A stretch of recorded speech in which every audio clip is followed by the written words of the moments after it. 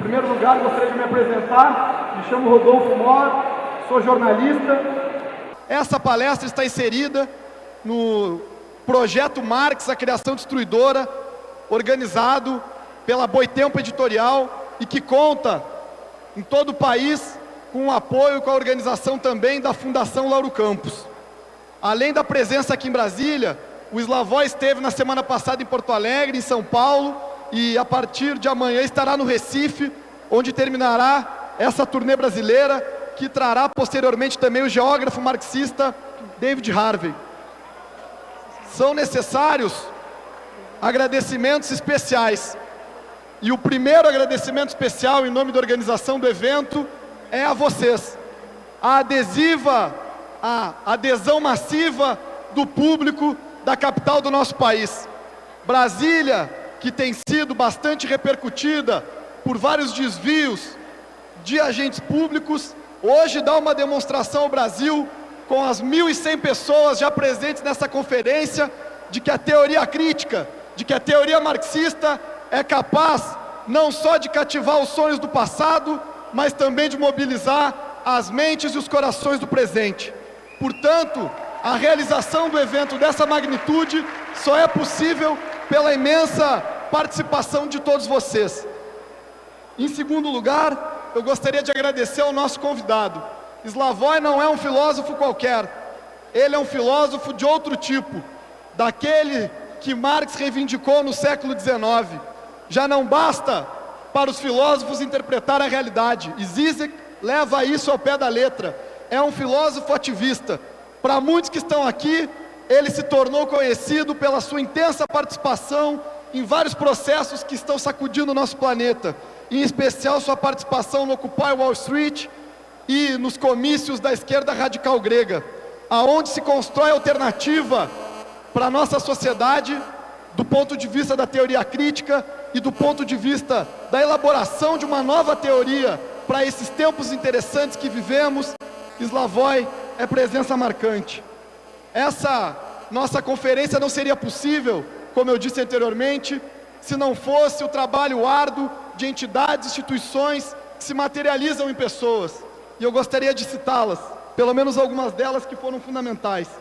Tatiana Maranhão, pela Fundação Lauro Campos, Raquel Matos, da Fundação Lauro Campos, Renata Albuquerque, mestranda aqui do CEPAC, Lucas Leite, secretário do CEPAC, a Grace Sampaio, do Sind Receita, agradecer a diretora editorial da Boitempo, a Ivana Jenkins, agradecer também a presença da minha companheira de mesa, a Ana Yumi, e aqui da UNB, que é a nossa casa nesse momento, agradecer o entusiasmo com o qual abraçou o nosso projeto a professora Flávia Alessa de Barros, do Centro de Pesquisa e Pós-Graduação sobre as Américas, do CEPAC, e também a reitoria, que através da Prefeitura do Campus disponibilizou esse espaço. Outro parceiro fundamental aqui do espaço construído em Brasília é o Sind Receita, o Sindicato dos Analistas Tributários da Receita Federal, presidido por Silvia Alencar Felizmino, e essas entidades estão todas aqui hoje para fazer uma brevíssima saudação a todos vocês e ao nosso conferencista, porque o mais importante aqui, além de fazer referência a toda essa equipe que trabalhou intensamente para realizar essa, que é a maior conferência que vai ser realizada dentro do projeto Marx, a Criação Destruidora, vocês todos e nós viemos para ouvir o Slavoj. Então eu gostaria de chamar para essa breve saudação o representante da Direção Executiva Nacional do Sind Receita, Aldair Ambrosio. Por aqui, por favor.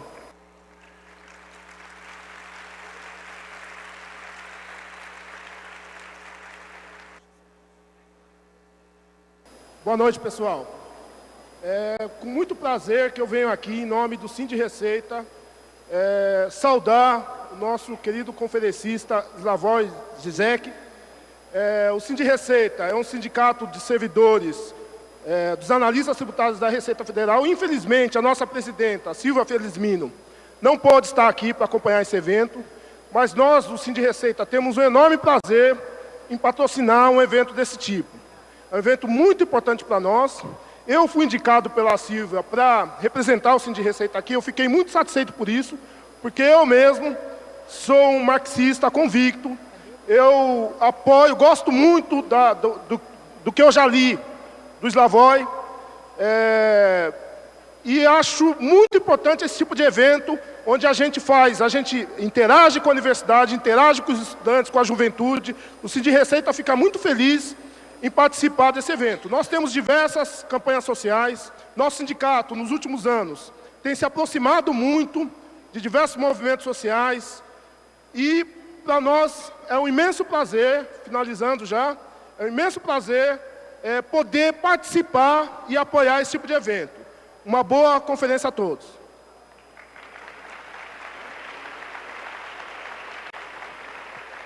O representante da Fundação Lauro Campos, Juliano Medeiros. Bom, boa noite a todos e a todas. Para nós da Fundação Lauro Campos é uma honra, um prazer poder compartilhar com o conjunto de entidades e com a editora Boitempo também, que promovem esse ciclo de palestras e de conferências por todo o Brasil. Nós, a Fundação Lauro Campos, a fundação vinculada ao Partido Socialismo e Liberdade, ao PSOL, tem estimulado nas suas atividades, nas suas iniciativas, a reflexão crítica sobre a realidade do Brasil e do mundo. Para nós, o papel do intelectual é um papel de crítica, de transformação. Em 2005, foi realizada uma rodada de conferências muito parecida com essa. O título era O Silêncio dos Intelectuais. Foi financiado pelo governo, pela Petrobras e contou com uma série de intelectuais importantes. Essa conferência não chegou, por razões várias, a uma conclusão sobre as razões pelas quais muitos intelectuais, que historicamente deram uma contribuição ao pensamento crítico, calaram-se nos últimos anos. A Fundação Lauro Campos tem o prazer de trazer o Zizek, de trazer o David Harvey, de promover uma série de debates para demonstrar para a academia, para a intelectualidade, para o pensamento crítico brasileiro, que nem todos se calaram. Uma grande conferência a todos. De imediato, a professora do CEPAC, Rebeca Igreja. Boa noite a todos. Eu queria agradecer a presença de todos vocês. O CEPAC se sentiu muito honrado de poder participar da organização desse evento. Infelizmente, a professora Flávia, que trabalhou tanto na organização, não pôde estar aqui presente, mas eu vim em sua representação de todos nós, professores do CEPAC. Muito obrigada.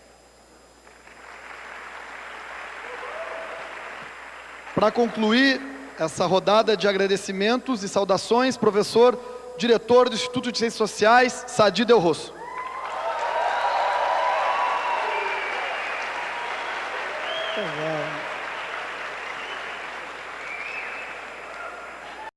Senhoras, senhores, em nome do Instituto de Ciências Sociais da Universidade de Brasília, eu quero dar as boas-vindas a esse intelectual, Slavoj Zizek, e dizer que para nós será muito importante ouvi-lo, especialmente porque viemos de um país que passou por um regime militar, uma ditadura militar tantos anos, e depois de ter saído de uma ditadura militar, caiu nos braços de uma ditadura ideológica que é o neoliberalismo.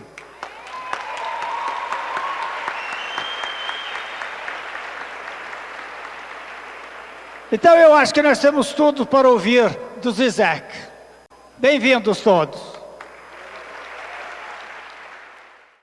Então, agora com vocês, Slavoj Zizek.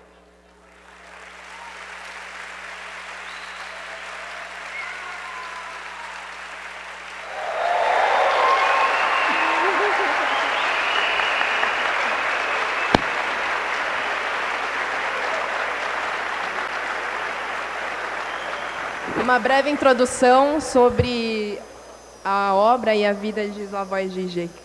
Slavoj Žižek nasceu em 1949 na cidade de Ljubljana, Eslovênia. É filósofo, psicanalista e um dos principais teóricos contemporâneos, tendo produzido uma obra vasta que transita por diversas áreas do conhecimento. Sob forte influência de Karl Marx, Hegel e Jacques Lacan, efetua uma inovadora crítica cultural e política da pós-modernidade. É professor da European Graduate School e do Instituto de Sociologia da Universidade de Ljubljana. Preside a Society for Theoretical Psychoanalysis de Ljubljana e é diretor internacional do Instituto de Humanidades da Universidade Birkbeck de Londres. Polêmico, provocador e bem-humorado, é dotado de uma admirável disposição, viajando o mundo para apresentar conferências e participar de debates e intervenções políticas. Dessa forma, é uma das principais referências na reflexão sobre os limites e as contradições do capitalismo contemporâneo, promovendo uma corajosa e inovadora renovação da ideia do comunismo. Com vocês, Slavoj Žižek.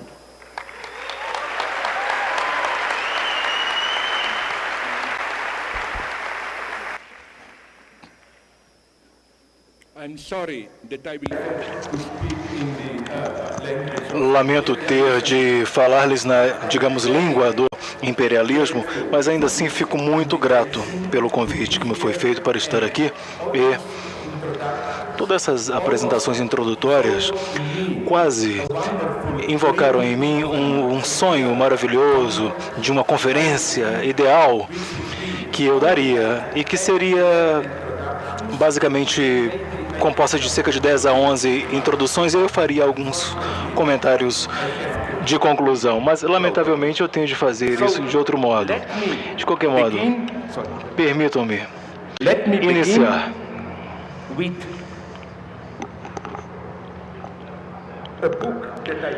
referindo-me a um livro que li recentemente sobre a Revolução Mexicana.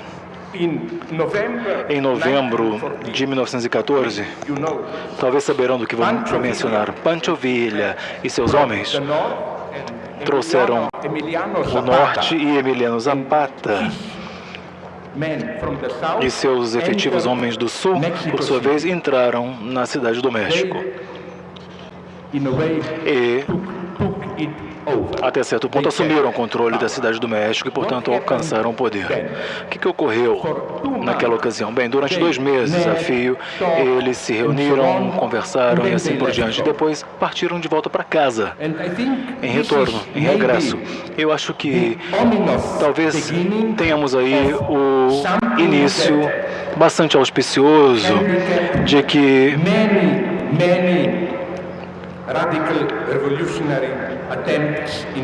o que marcou muitas das tentativas, muitíssimas tentativas revolucionárias do século XX. Será que não temos aí exatamente uma situação análoga a que, em particular, ocorre hoje na Europa? Por exemplo, a Europa está em tumulto, em turbulência. Temos uma situação quase pré-revolucionária na Grécia, grande descontentamento na Espanha e em outros países.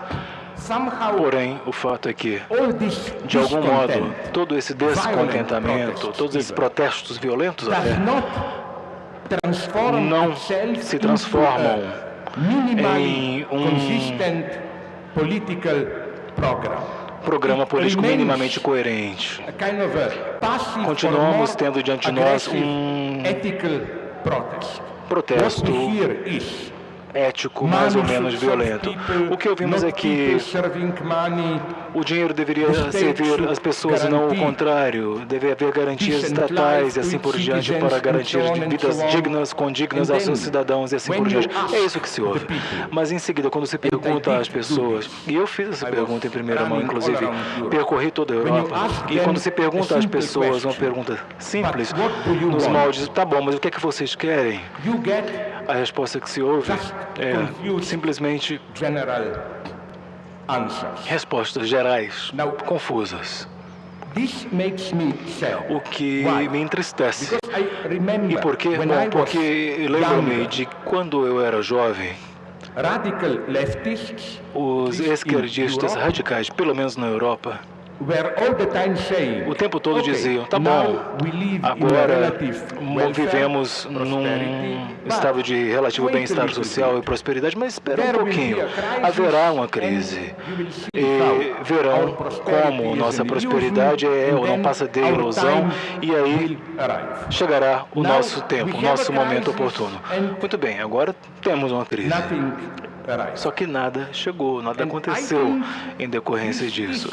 Acredito eu que Estamos diante de um problema extremamente sério. Sejamos francos e convenhamos, afinal, muitas coisas foram feitas ao longo do século XX e até mesmo posteriormente na Europa, na Ásia, aqui também na América Latina. Mas entendo que se ainda queremos ser esquerdistas radicais com uma visão emancipatória consistente, coerente, deveríamos admitir que o século XX já se encerrou. Com o que quero dizer que as grandes soluções do século XX, e aqui refiro-me a todas elas, a saber, stalinismo, o socialismo estatal, stalinismo, o stalinista, ou o capitalismo, o socialismo, o estado de bem-estar social, etc. Enfim, todas essas soluções, digamos, e até mesmo a tentativa dos países descolonizados de construir a sua própria modernidade, entre outras e outras, e assim por diante, todas essas soluções do século XX ainda não nos proporcionaram um novo modelo. A crise está presente. Obviamente não se trata da crise que muitos esperavam. Recentemente, visitei a China e a Coreia do Sul. E quando comecei a falar nesses países sobre a crise, obtive uma resposta maravilhosa. Os que me ouviam começaram a rir e perguntaram: que crise é essa? Eles me disseram: olha só, nós aqui do extremo leste asiático estamos bombando. Mencionaram imediatamente, por analogia, também o Brasil e alguns outros países, dizendo que é verdade, pode haver oscilações, altos e baixos aqui ou ali, mas as coisas de um modo ou de outro estão progredindo. E até se referiram à Rússia, à Polônia, entre outros países, que de um modo ou de outro sim estão avançando, estão progredindo. Até mesmo a África subsaariana dá sinais claros e nítidos de um reavivamento. E disseram-me que não, nada disso. A crise é quase que exclusivamente de vocês, no leste europeu e até certo ponto também nos Estados Unidos da Europa, não aqui. E me disseram: olha, vocês parecem ser não eurocêntricos, é verdade, mas o fazem de um modo tipicamente eurocentrista, percebendo a sua crise como sendo a crise global, ou se fosse uma crise global. E me disseram: olha, examine os dados e perceberão que o capitalismo nunca, jamais em sua história,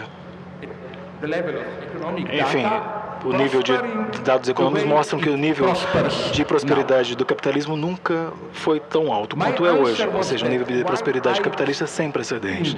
É o que me disseram. Minha resposta foi o seguinte: olha, em princípio concordo com isso. No entanto, o fato é que há problemas, alguns problemas.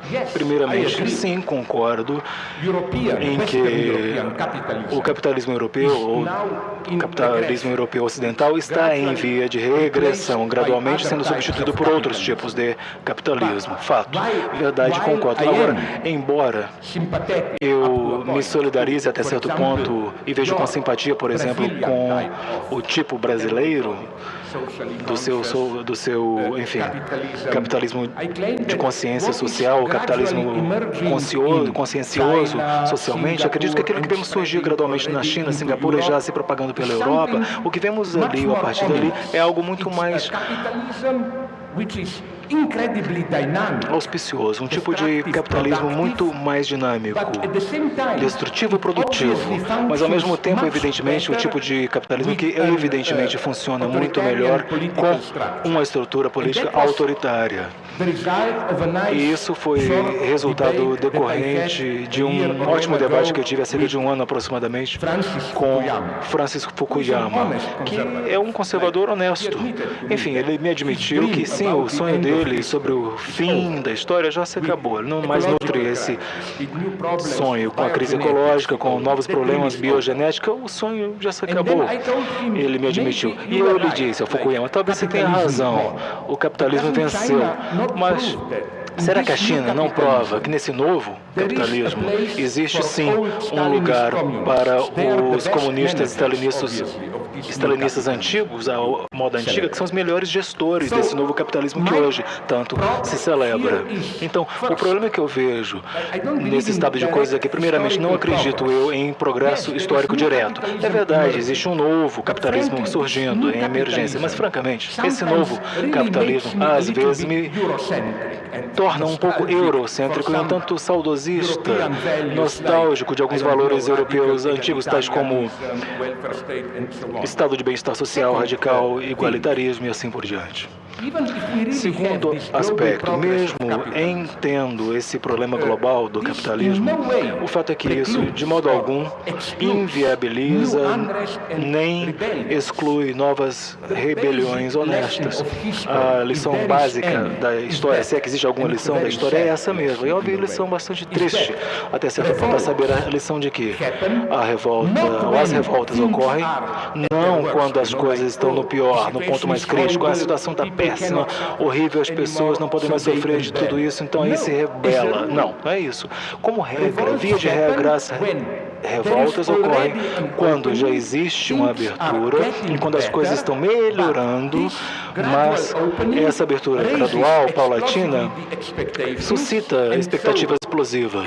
Enseja, portanto, essa lacuna, esse ato entre expectativas e realidade. É nesse ponto que se dá a revolta. Veja o exemplo da Revolução Francesa, que não ocorreu quando as monarquias entenderam que, enfim, o terror estava no pior. Não, a situação já estava em vias de abertura desde meados do século XVIII. Veja, por exemplo, no comunismo, na revolta anticomunista mais famosa na Hungria, em 1956.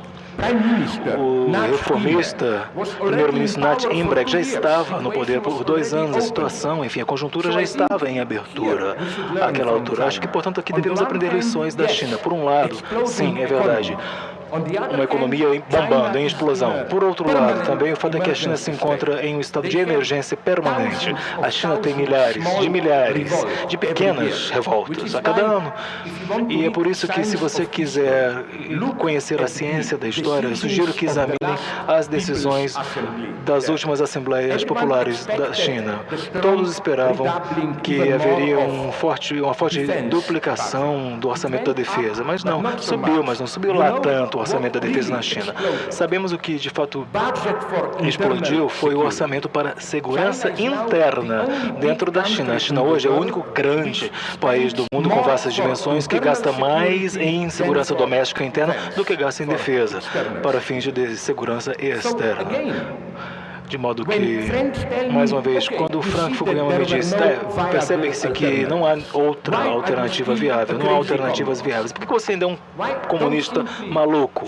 Porque nós não deveríamos simplesmente aceitar, pura e simplesmente, o fato de que as alternativas não funcionaram, logo deveríamos fazer o melhor que podemos fazer dentro da ordem hoje existente. Bom, a minha resposta é que, evidentemente, desenvolvi isso ao longo de vários livros, minha resposta é que a verdadeira utopia hoje consiste em pensar que, de alguma forma, se continuarmos cuidadosamente, as coisas poderão prosseguir indefinidamente sem grandes mudanças, conforme estão hoje. Eu acho que não. Acredito eu que, em vários aspectos e níveis, já estamos nos aproximando de um certo ponto zero. Não quero dizer aqui que no dia 22 de dezembro, ou seja, calendário maio, chegaremos ao ponto zero. Não é nada disso. Embora acredite eu que, culturalmente, os povos maias anciãos ou antigos estavam certos. Sabe, vocês conhecem o estilo Gangnam? É conhecida, popular aqui no Brasil também? Vocês sabem que o videoclip Gangnam Style, que inclusive tem um detalhe genial, que quebrou todos os recordes e tornou-se o vídeo de música pop mais visionado em todo o mundo, mais de 1 bilhão, justamente no dia 22 de dezembro, curiosamente, conforme previsto pelos maias, que seria o fim do mundo. Talvez, então, os maias lá tinham alguma razão. Enfim, até certo ponto eu diria que aquilo já é em si mesmo o fim do mundo. Mas enfim, voltando agora para ficar um pouquinho mais sério. Enfim, para evitar qualquer equívoco ou mal entendido, eu adoro os coreanos. Devo dizer que amo-os. Por meio do meu filho, enfim, eu amo a obsessão dos coreanos com jogos de computação digital e tudo mais. E espero que eles, inclusive, superem o do Japão. Não me levem a mal, não estou dizendo o contrário. Mas enfim, deixe-me prosseguir. Eu reivindico que, no nível da ecologia, fica claro e potente que alguma coisa precisa ser feita. Essa acusação eurocentrista contínua dos outros países, mesmo hoje na Europa, hoje é popular, está na moda acusar vocês no Brasil. O Brasil está desmatando as florestas do pulmão do mundo, e pelo qual toda a terra respira. Enfim, essa crítica ecológica eurocentrista. Sempre é o outro que é culpado desse ponto de vista. No entanto, é claro que, mais uma vez mais, estamos nos aproximando a um certo ponto zero e não podemos todos nós nos tornarmos, enfim, consumistas à moda, ao estilo americano, à moda, enfim, do padrão de consumo de Singapura. E depois temos um problema intelectual. Acredito que fica cada vez mais claro e nítido que o capitalismo, digo, a forma capitalista de commodities, de produtos primários e propriedade privada, no longo prazo, no longo horizonte de tempo, não poderá lidar com produtos intelectuais. Afinal, os produtos intelectuais são por si só, por índole e por natureza, comunistas. Por exemplo, se eu tenho um copo ou uma garrafa d'água, aqui a lógica de mercado funciona. Por exemplo, você quer beber, eu também quero beber. Então temos um preço, quem paga mais leva. Tudo bem. Só que o conhecimento não é assim. O conhecimento tem em si, no seu bojo, o paradoxo de que quanto mais ele circula e quanto mais é utilizado, tanto mais ele cresce, expande. É uma lógica interna, inerente, totalmente distinta. Não é de surpreender, inclusive se eu ouvi de economistas conservadores dos Estados Unidos, não é de surpreender, esses economistas americanos estão desesperados. Veja, por exemplo, a série de TV Phillies. Tudo pode ser downloadado, baixado da net, cada vez mais gratuitamente. Não é preciso comprar mais DVDs, eles já estão inclusive desaparecendo do mercado. Mais uma vez, não acredito eu que a lógica capitalista, no longo prazo, conseguirá lidar com essas contradições internas. Em seguida, temos algo que talvez ainda possa parecer hoje marginal, mas que hoje me ocupa e me preocupa muito. Refiro-me aos efeitos sociais da biogenética e da ciência cognitiva, ou das ciências cognitivas, tema que venho acompanhando com grande interesse. Eu não sou um pessimista cultural que alegaria que todos nós nos tornaremos robôs e será o fim da humanidade. Não. Mas o fato é que existe algo tão fundamental ocorrendo no campo da biogenética. O que quero dizer? Sabemos que ainda é primitivo, rudimentar, mas o fato é que já é hoje possível conectar diretamente o nosso cérebro, digo, nosso processo de pensamento até mesmo, a dispositivos ou máquinas, aparelhos externos. Por exemplo, eu já vi em primeira mão, com meus próprios olhos, em Londres, uma cadeira de rodas para paraplégicos, por exemplo, em que não é mais sequer necessário, por exemplo, o próprio Stephen Hawking, por exemplo, nem tem de usar mais o dedo que ele mexe um pouquinho, nem mais isso é necessário. Você fica fiado, conectado com o cérebro e você pensa para frente e a cadeira de rodas avança à frente. E você pensa à esquerda e a cadeira vira para a esquerda, com você, com seu pensamento. Tudo isso pode parecer maravilhoso e genial, é verdade, estamos nos tornando como que deuses. Você pensa e acontece. Agora, o único problema é aquilo que vai numa direção também volta na direção oposta. E aqui vejo com certo horror algo que vi recentemente em Nova York e depois também repetido na Alemanha, onde fui exposto a ouvir um experimento que realmente me aterrorizou, fiquei paranoico. É o seguinte, os cientistas tiveram êxito, conseguiram ligar, vincular o cérebro de um rato mesmo, um roedor, um animal propriamente dito, enfim, o cérebro de um animal foi conectado a um computador e os cientistas aprenderam como alimentar o rato, ou alimentar os neurônios que controlam o movimento do rato, mediante ordens ou comandos neuronais bastante simples, tipo à frente, para trás, etc. Os resultados são aterrorizantes. Já tem inclusive um vídeo. Você vê o rato correndo livremente na gaiola e depois você vê uns cientistas intervindo pressionando, apertando o botão, e o rato se torna como que um marionete controlado via controle remoto pelo cientista. O que é tão aterrorizante aqui, horrível? Bom, eu conversei com os cientistas em particular e eles me disseram que, evidentemente, eles não querem tornar isso público, mas enfim, o fato é que eles já estão fazendo isso sigilosamente, esse mesmo experimento em pessoas, seres humanos. E, naturalmente, o que lhes interessa aos cientistas é o problema crucial.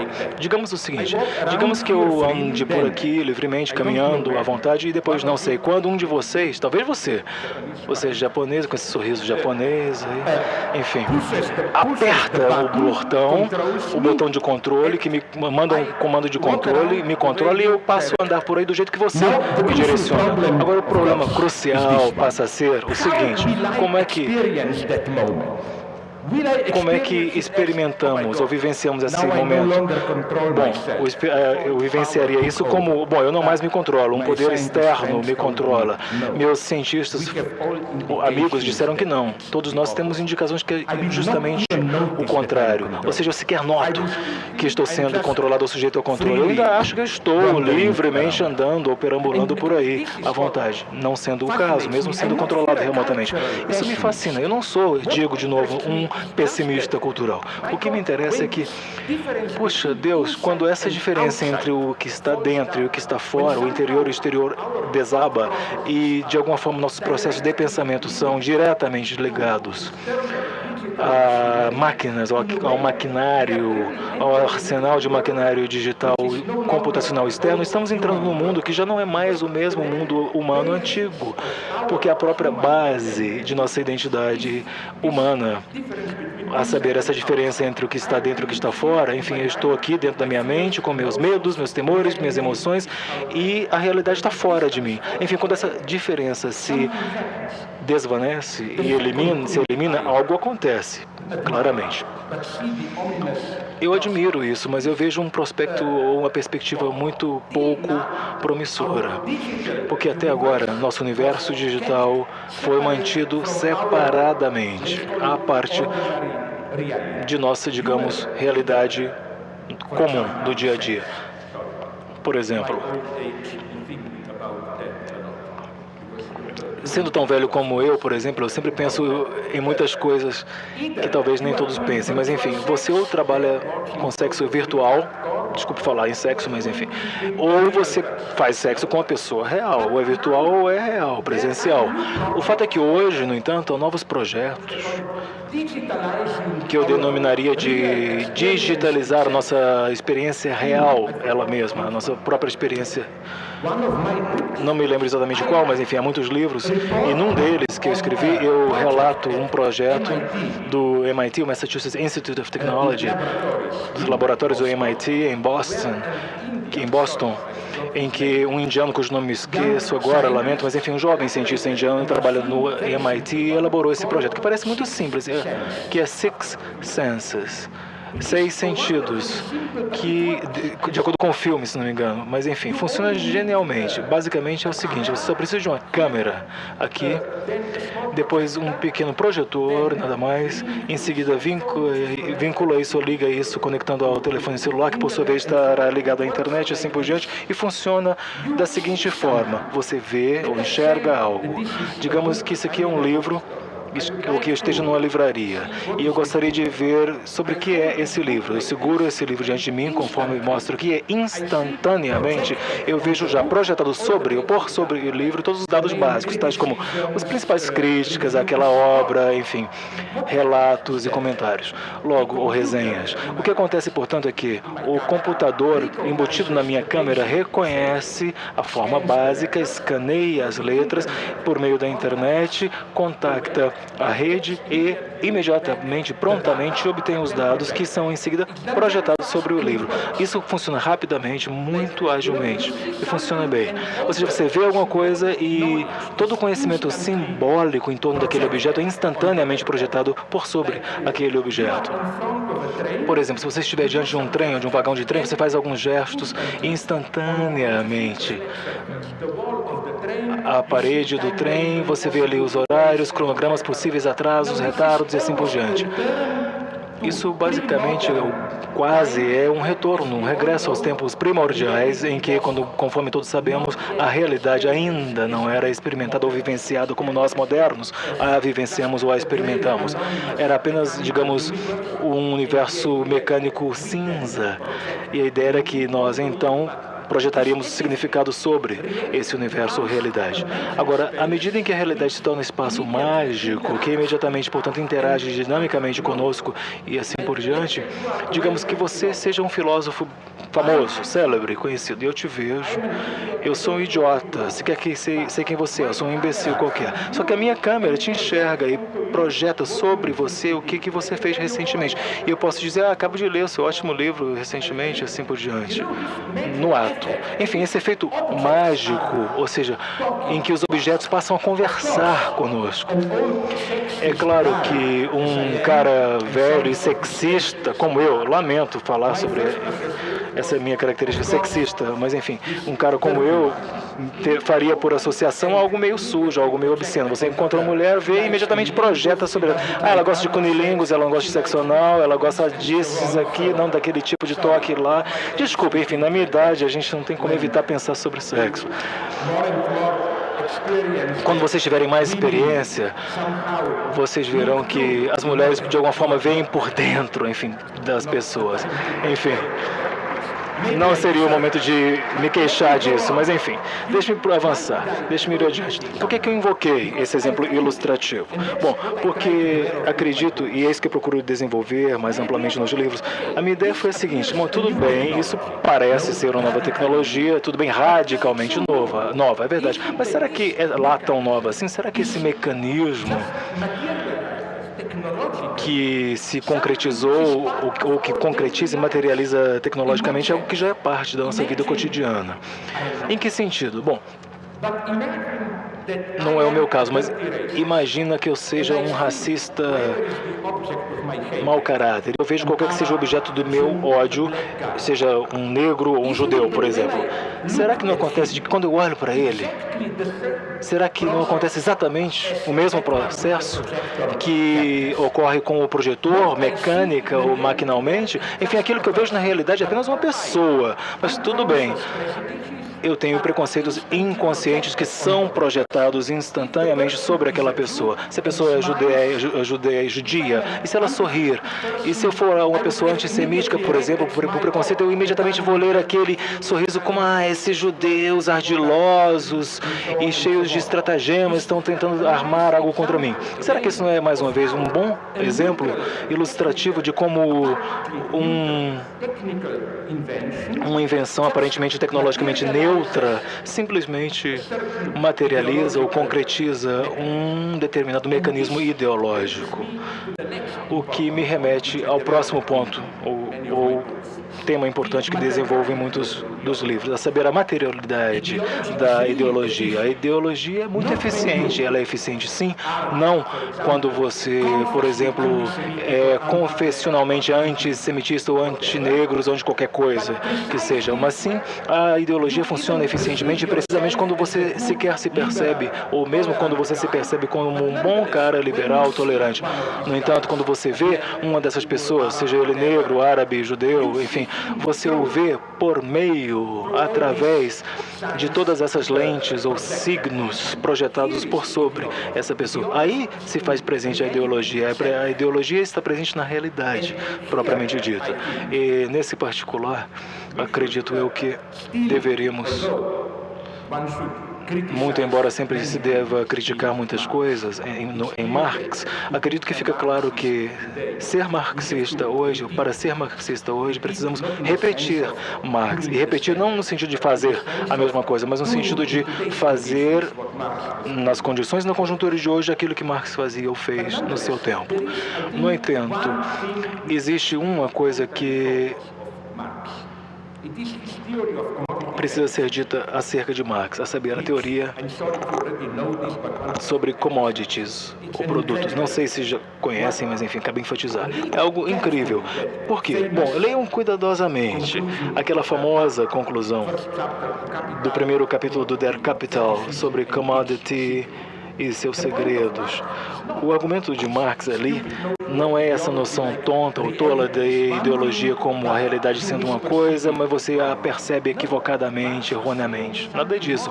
Marx está dizendo algo mais contraditório, mais paradoxo. Ele está dizendo que as coisas de fato são de um determinado modo, como são. E mesmo se você souber como elas de fato são em seus atos sociais, você ainda assim pode tratar as coisas erradamente, no sentido de que a ilusão não está naquilo que você pensa, mas sim no modo como você age ou atua.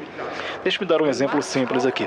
Quando Marx fala sobre a mística das commodities, o fetichismo dos produtos de mercado, enfim, os produtos de mercado e tudo mais, ele sabe muito bem que os capitalistas do dia a dia não são místicos, são pessoas utilitaristas, racionais. O ceticismo não está naquilo ou no modo como eles pensam. O ceticismo está presente no modo como eles agem ou atuam, ou seja, em sua atividade social.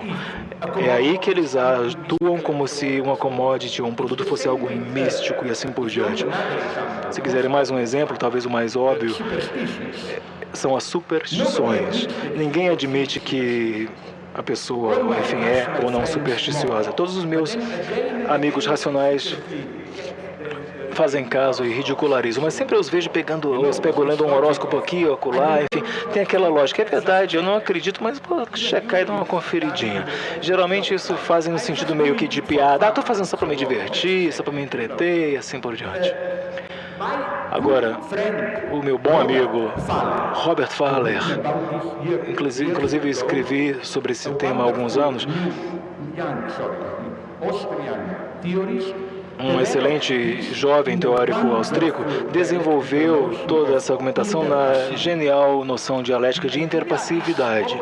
A ideia é a oposta à interatividade, porque interatividade quer dizer que você transpõe para outros a sua atividade, ou seja, você senta, reclina-se na poltrona e curte o fato de outros estarem trabalhando para você. Ao passo que a ideia de interpassividade é justamente o contrário. Ou, você trabalha enquanto você transpõe para outros, para terceiros, a sua experiência é passiva. Acho que sem isso não se pode entender aquilo que de fato está ocorrendo hoje no nosso mundo.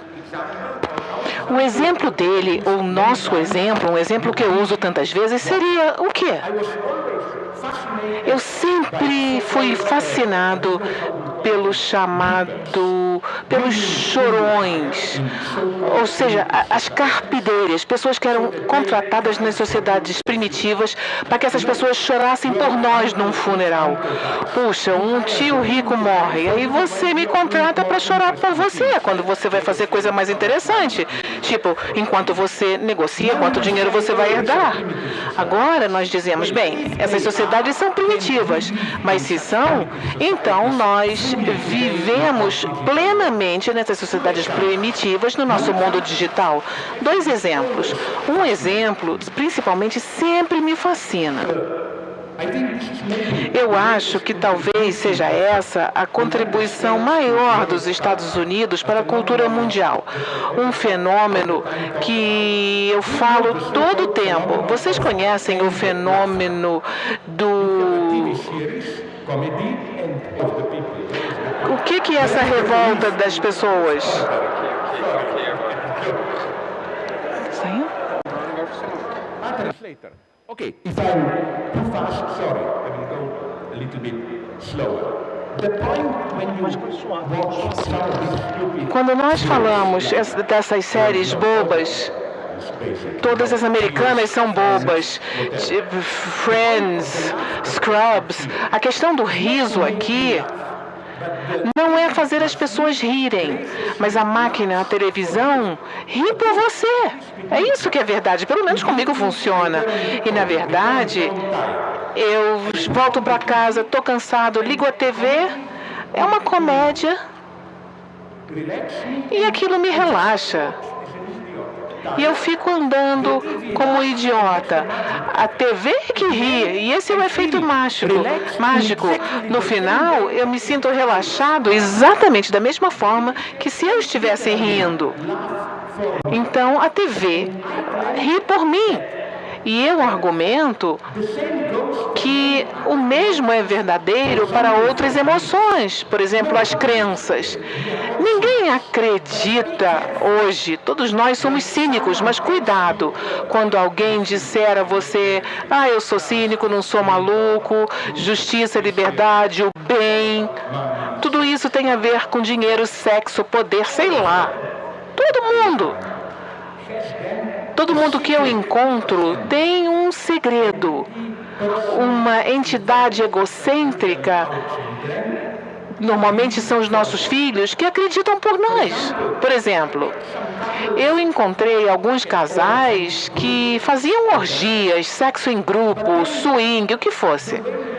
Depois, a forma de atingi-los, eles não queriam contar isso para os filhos, mesmo filhos que não eram jovens, eram pais de meia-idade. Os filhos já tinham atividade sexual.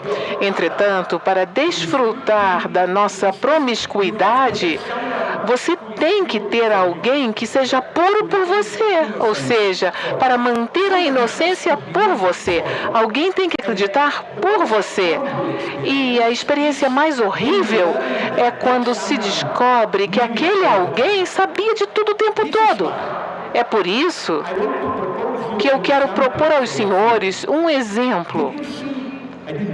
Vocês viram um filme? Eu não gostei. Eu logo digo por quê.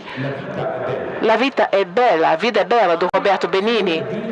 Eu tenho uma ideia para melhorar muito o filme.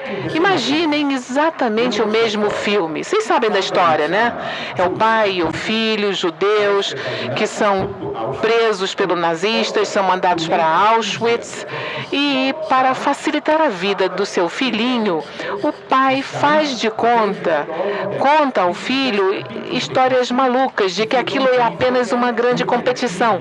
Se você não sair do campo, e você pode sair quando você quiser, mas se não sair e ficar até o fim, vai haver um prêmio enorme no final.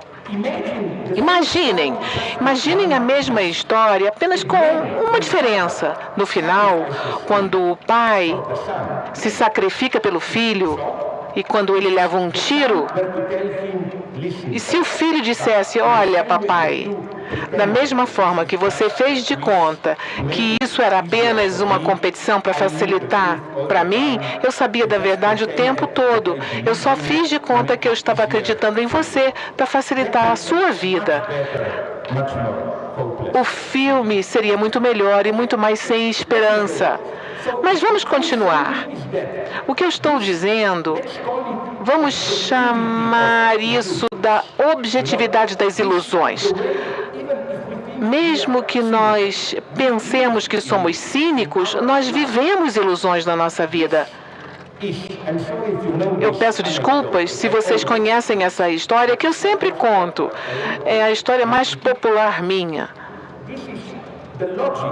Essa é a lógica que eu gostaria de explicar para os senhores.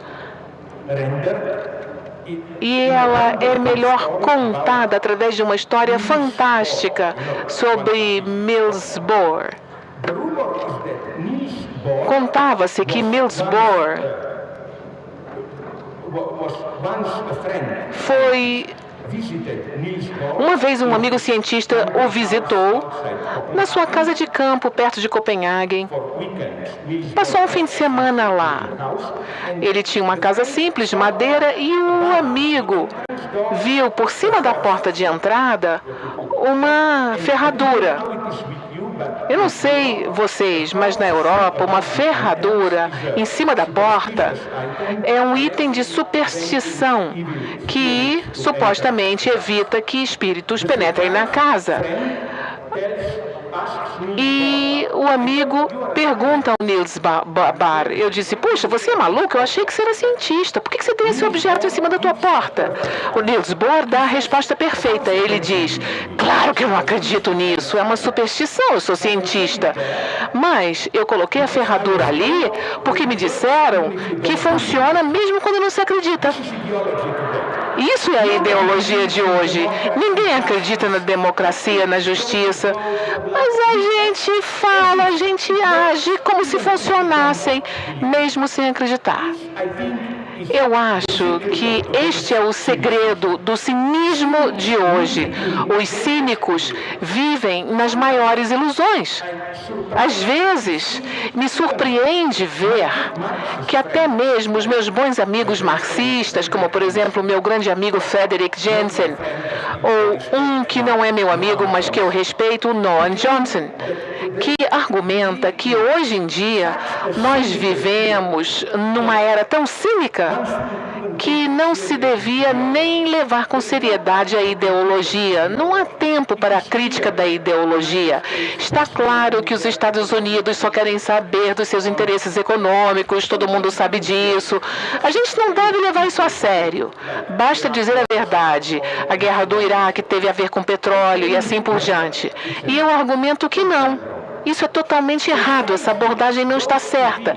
Exatamente aqueles que pensam que são cínicos brutais, tudo tem a ver com dinheiro, tudo tem a ver com sexo, tudo tem a ver com poder, o que quer que vocês queiram.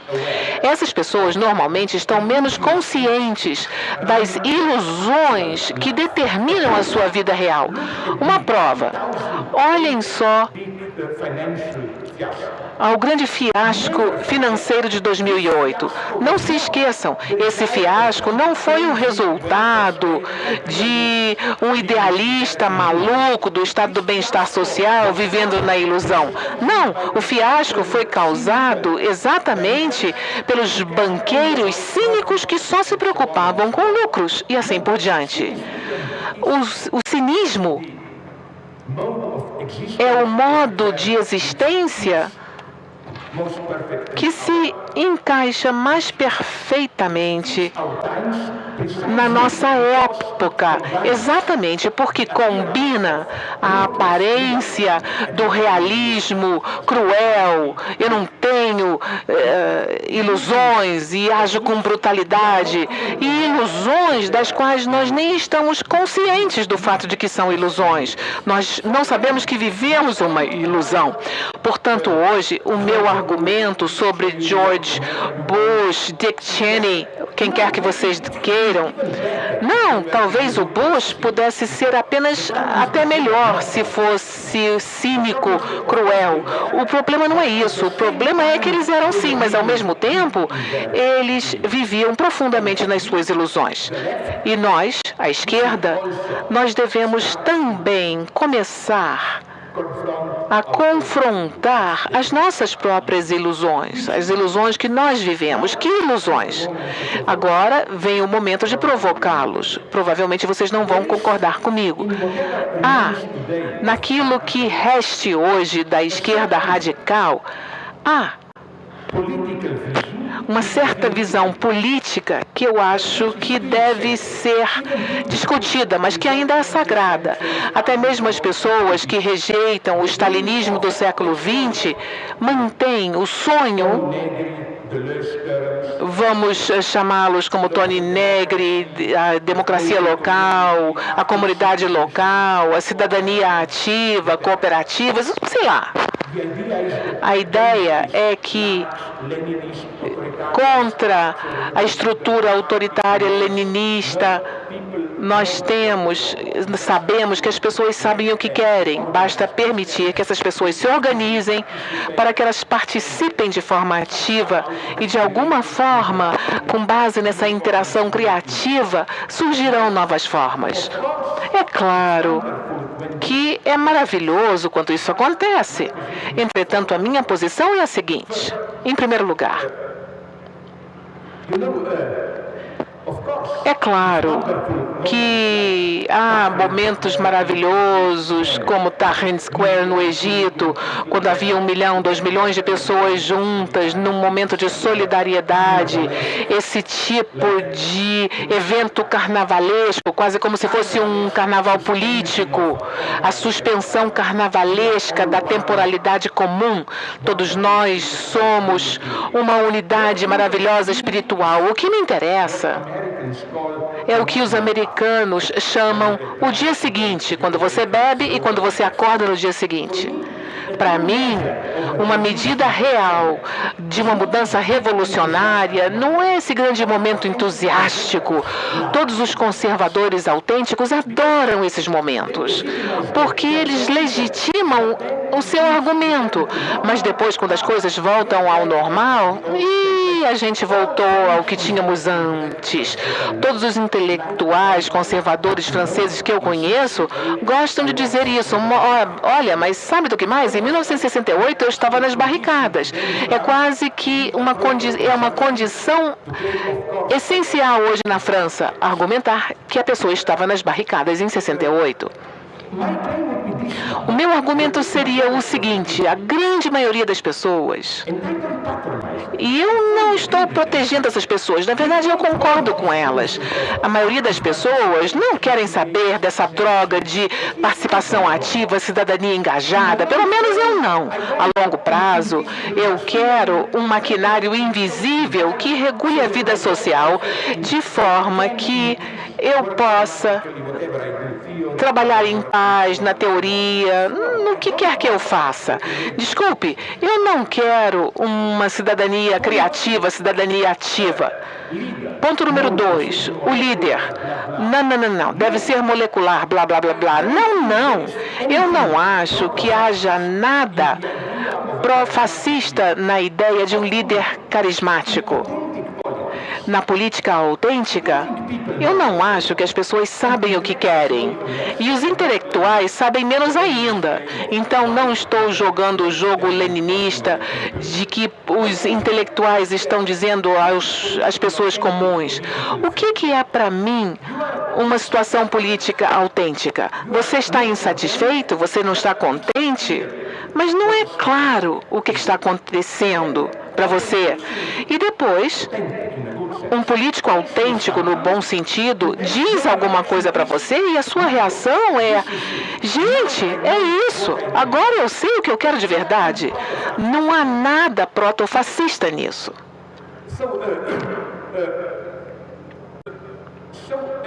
Portanto, mais uma vez, eu acho que toda essa ideia de comunidades locais, a cidadania ativa, auto-organização molecular, tudo isso está bem, mas é preciso nunca esquecer que, por motivos teóricos, isso não pode ser universalizado no modelo global.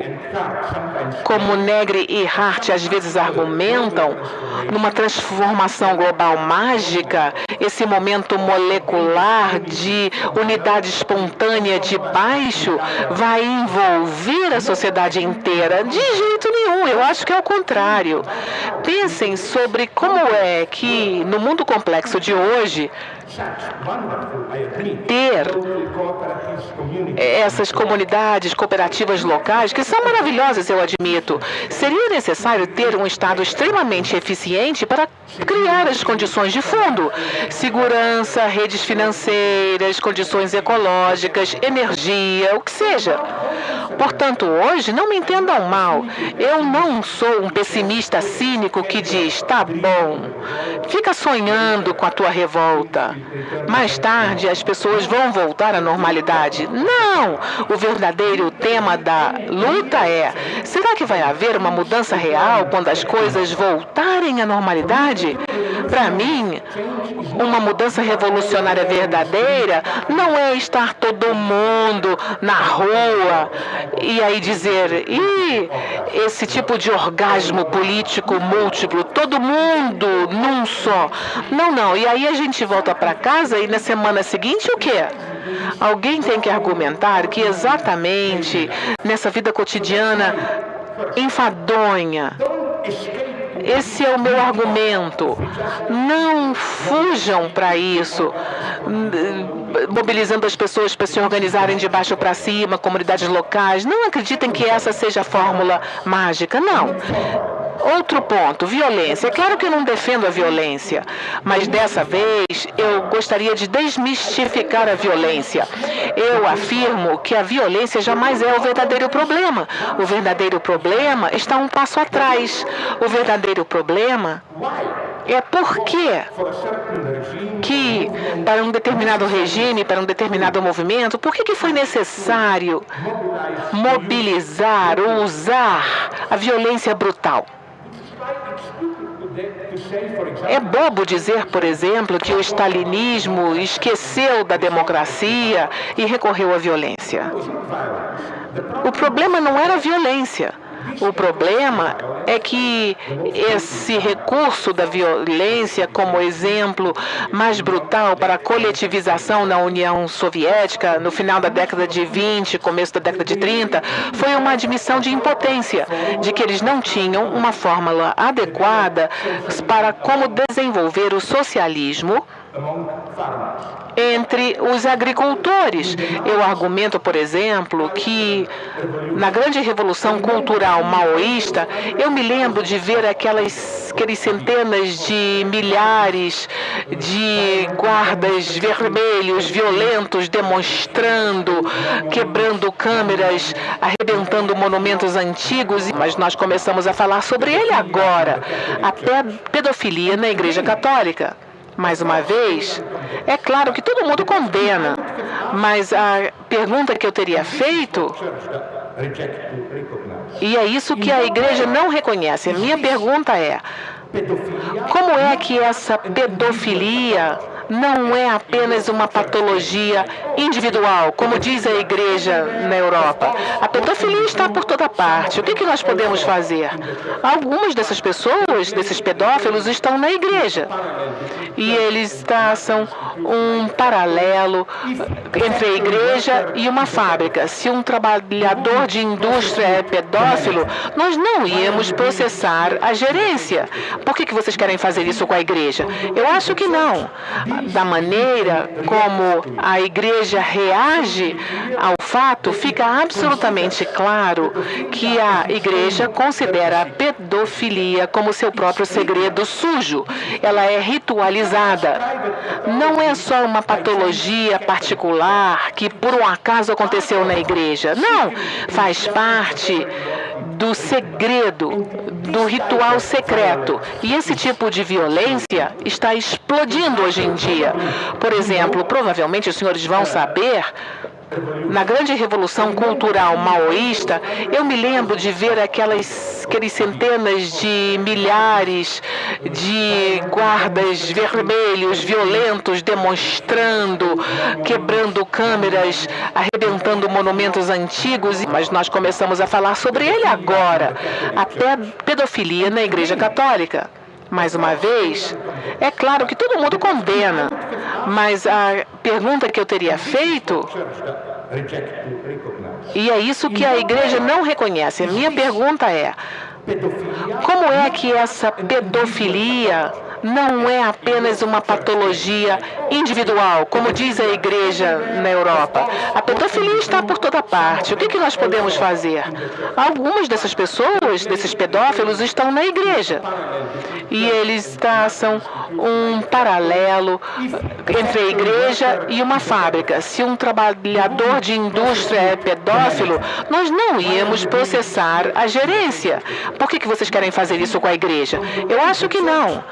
Da maneira como a igreja reage ao fato, fica absolutamente claro que a igreja considera a pedofilia como seu próprio segredo sujo. Ela é ritualizada.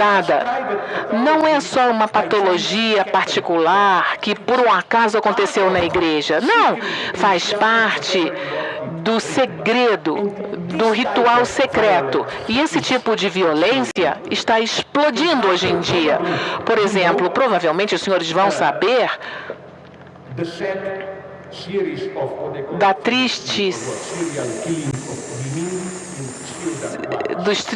dos tristes fatos da matança de mulheres em Juárez, do outro lado de El Paso, no Texas. O que é crucial? Eu acho que foram umas 100 mulheres jovens por ano que são estupradas e mortas. Mas o fato é que esse jogo não é um crime familiar individual, não, é ritualizado. É uma lógica social pervertida que pode facilmente explicar.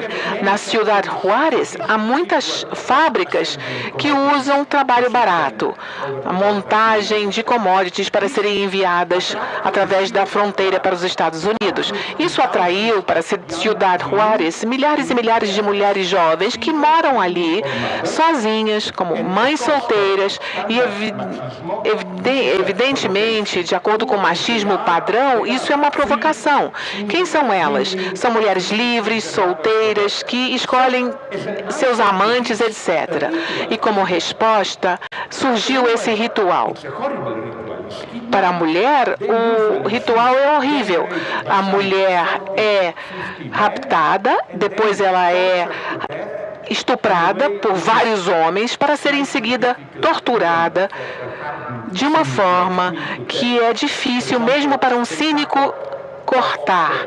Por exemplo, eles cortam os mamilos da mulher e esse é apenas o começo. Melhor eu não falar mais sobre isso. Mas imaginem o que eu estou argumentando aqui. No caso da Igreja Católica, não é uma coisa apenas individual. Quando a polícia investiga, tenta individualizar. Não, foi apenas um homicídio familiar, uma patologia de uma família. De jeito nenhum. É um ritual social sistemático e obsceno. Não vamos apenas culpar vocês, os latinos. Vamos para o norte, o Canadá, que diz que é a parte mais civilizada dos Estados Unidos. Nos Estados Unidos, tudo que é bom vem da Europa. Eu tenho amigos em Vancouver, na parte oeste do Canadá, que me disseram que há uma reserva indígena lá, onde, mais uma vez, 20, 30 moças nativas por ano são estupradas e mortas, e mais uma vez é um ritual. E a polícia tenta considerar esses crimes como crimes particulares e insignificantes. O que realmente me preocupa hoje, mais uma vez, é a subida desse tipo de violência. Não é nem aqui nem lá. Não é a violência direta do Estado, a polícia que bate. Não é a violência dos pobres, uma revolta brutal. É como se fosse o lado obscuro da violência institucional propriamente dita. Eu acho que, mais uma vez, essa é uma outra coisa em que devemos prestar atenção. Outro ponto. Vamos chegar agora ao ponto mais problemático da minha apresentação. Eu gostaria também de mencionar Hegel. Eu sei que é chato. No final, em 5 minutos, eu vou tentar suborná-los com uma anedota realmente suja e obscena. O eurocentrismo. Está tão em moda criticar o eurocentrismo, não é? Deve ser.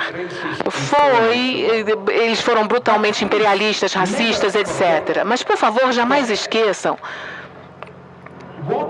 que o que as pessoas que estão no processo de descolonização, o que elas formulam como sua própria visão da emancipação autêntica, emergiu exatamente como reação à colonização. Não é simplesmente o retorno a alguma realidade autêntica pré-colonial, mesmo que pareça ser. Aqui, eu entendi mal quando, há 1 ano e meio atrás, eu visitei a Bolívia. Eu não me encontrei com Morales. Nós somos apenas o meu amigo Linera, mas alguém me fez uma pergunta sobre Morales. Ele escreveu há 2 anos atrás, se não me engano, uma grande carta aos líderes mundiais reclamando sobre como é que o capitalismo estava matando a mãe terra.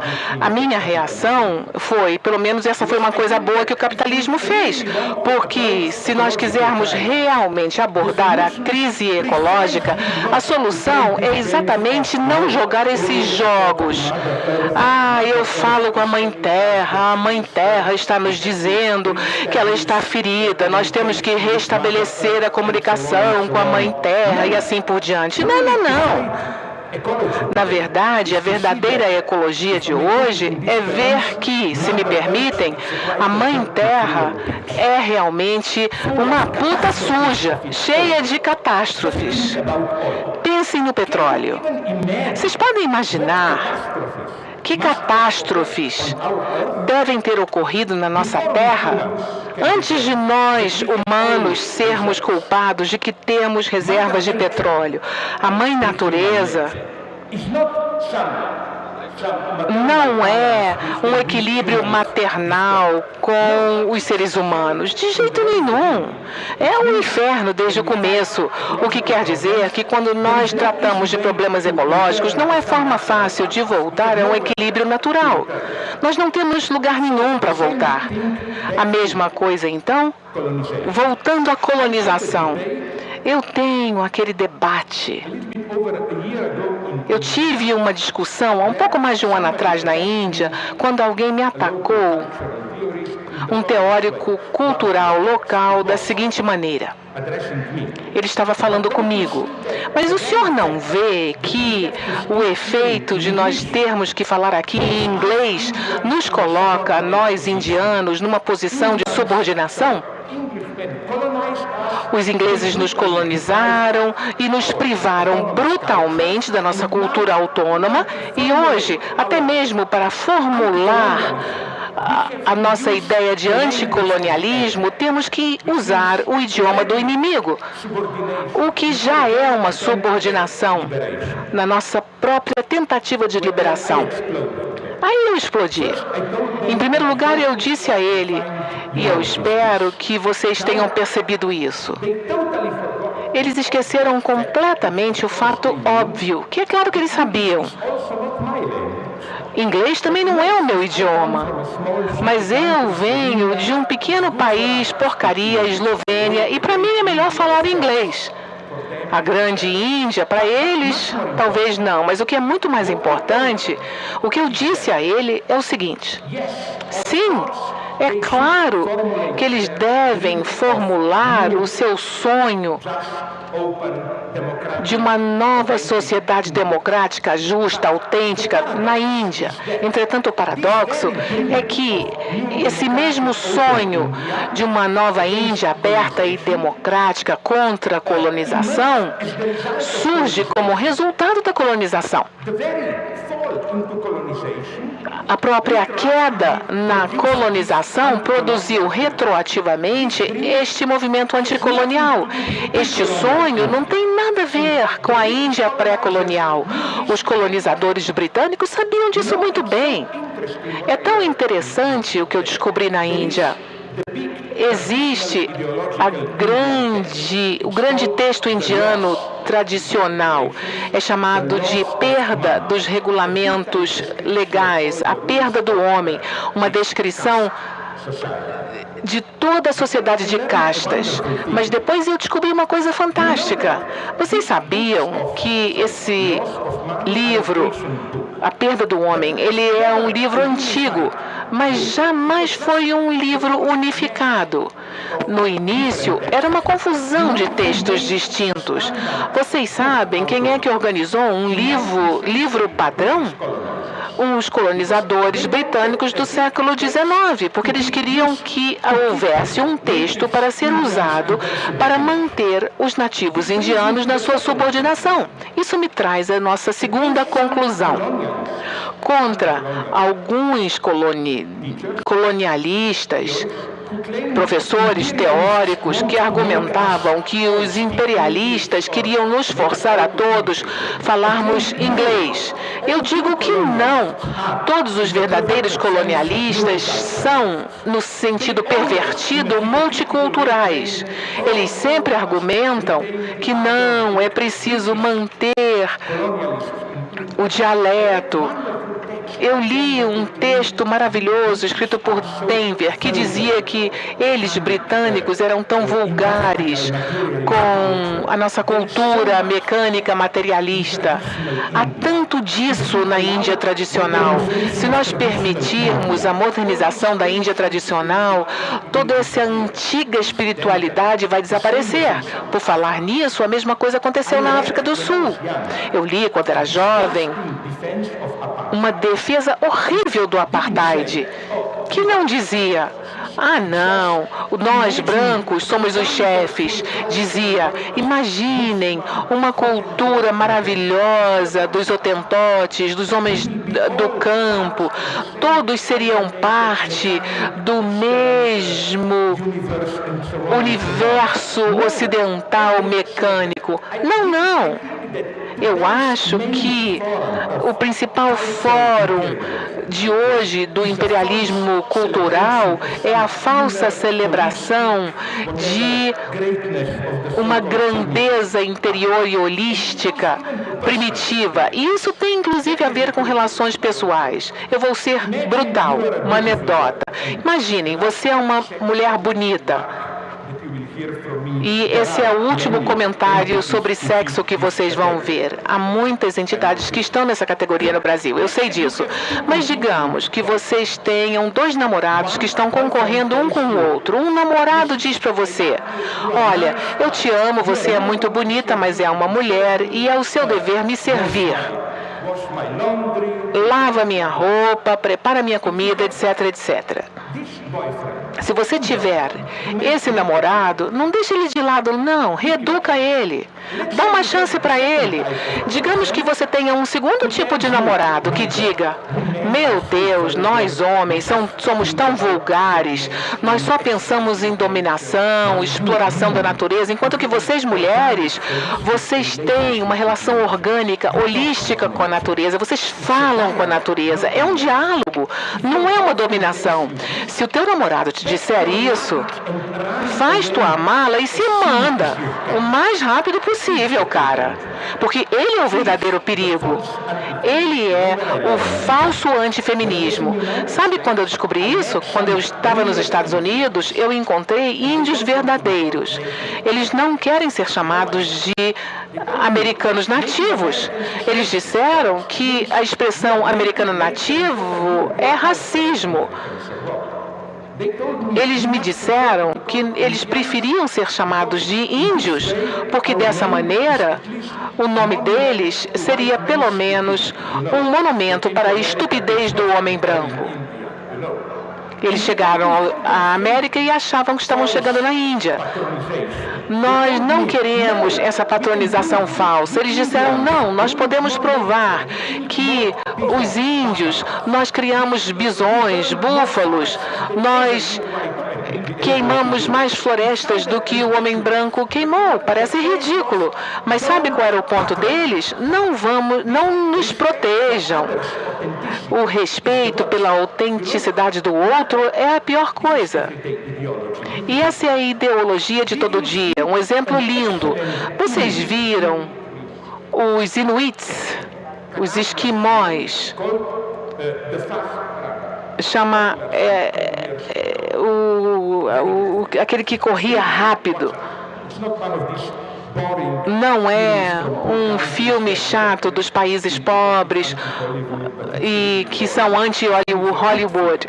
Não, eu estou falando de um bom filme. Vejam, mas o filme conta um antigo mito inuit, mas muda a história. Não é como a versão original, quando todo mundo morria.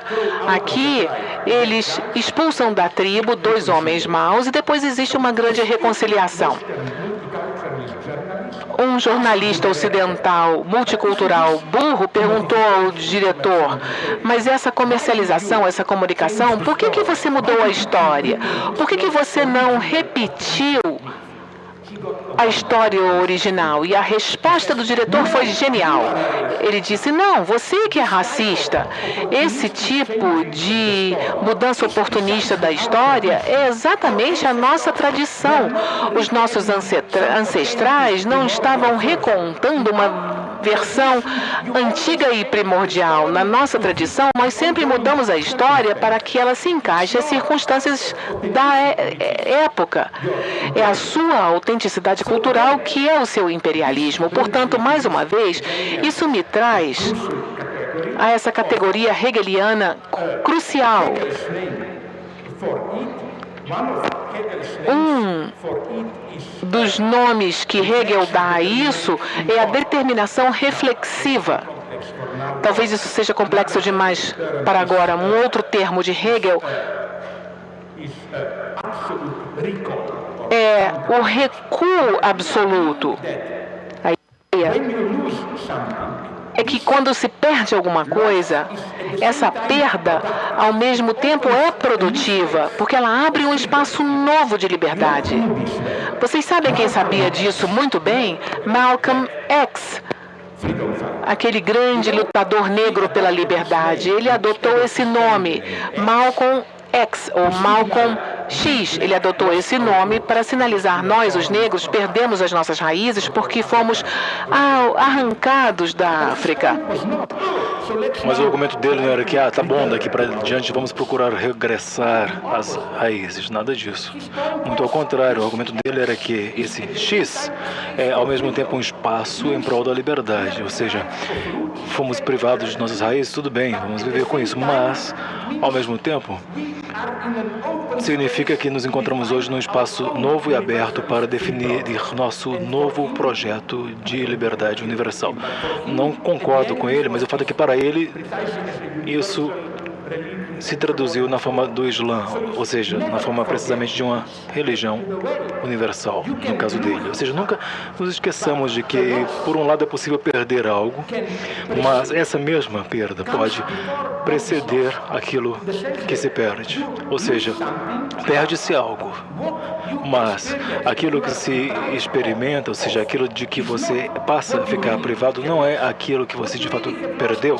Aquilo que você de fato perdeu é alguma sociedade prévia, anterior, que para sempre estará perdida. Mas é precisamente essa perda, ou seja, quando se encontra privado das próprias raízes, é que te lança, te remete, te leva a uma nova universalidade. Pode, portanto, ensejar a abertura de um novo espaço de liberdade. Poxa, meu Deus, nisso consiste toda a teoria do Marx sobre a posição do proletariado. Ou seja, é justamente isso, precisamente porque se trata de um proletário privado de todas as regras, de todas as raízes, é que o proletário pode ser agente de mudança. Portanto, em conclusão, já estou sentindo o seu superego aqui me influenciando a me encaminhar para a conclusão, mas enfim, uma última piada obscena que eu prometi e depois um bom exemplo do cinema, do mundo cinematográfico sobre a ideologia do mundo de hoje. Primeira piada obscena, lamento se já conhece, mas enfim, eu ouvi essa piada de um palestino cristão. Muitas vezes nos esquecemos que na faixa de Gaza, enfim, na Cisjordânia, 30% ou 20% são cristãos, não são apenas muçulmanos. Há 20% de cristãos ali na Cisjordânia. Eles são geniais e me contaram essa piada genial sobre Jesus Cristo, com todo respeito.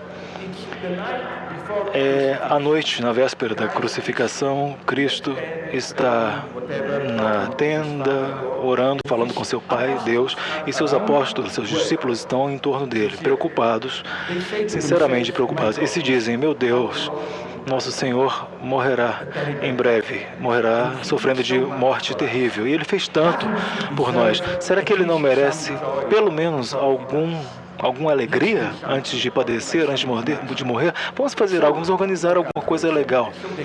E aqui vem a obscenidade. Chamam Maria Madalena e dizem: será que você não ficaria a fim de entrar e seduzir o nosso Senhor para ele se divertir um pouco? E Maria Madalena diz: com muito prazer. Então ela entra no recinto e 5 minutos após entrar, ela grita, aterrorizada, um grito aterrorizado e totalmente pálida, sai correndo e perguntam-lhe: o que aconteceu? Nosso Senhor é um perverso secreto? Tem algum segredo perverso? Ela disse: não, muito pior. Primeiro eu comecei a dançar diante dele, na frente, ele me olhou com ternura, depois eu me aproximei e levantei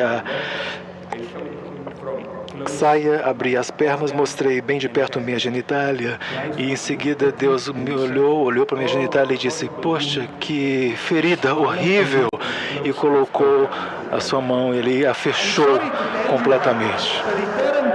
Lamento dizer, mas enfim, o retorno a uma tradição pré-colonial seria algo mais ou menos como isso, se entender a metáfora. E eu não gostaria de experimentar essa situação.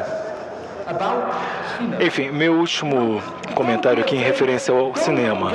Não fiquem com medo, chantageados por essa tolice do anti-hedonismo, de que para ser um bom esquerdista você tem de sofrer e curtir a cultura popular e assim por diante. Esquece isso, nada disso. A grande surpresa reside no fato de que mesmo na Hollywood de hoje, muitas vezes encontra-se, por exemplo, quando temos diferentes cinemas, ou melhor, diferentes filmes sobre o mesmo tema, muitas vezes constatamos que nas versões, digamos, de qualidade inferior, temos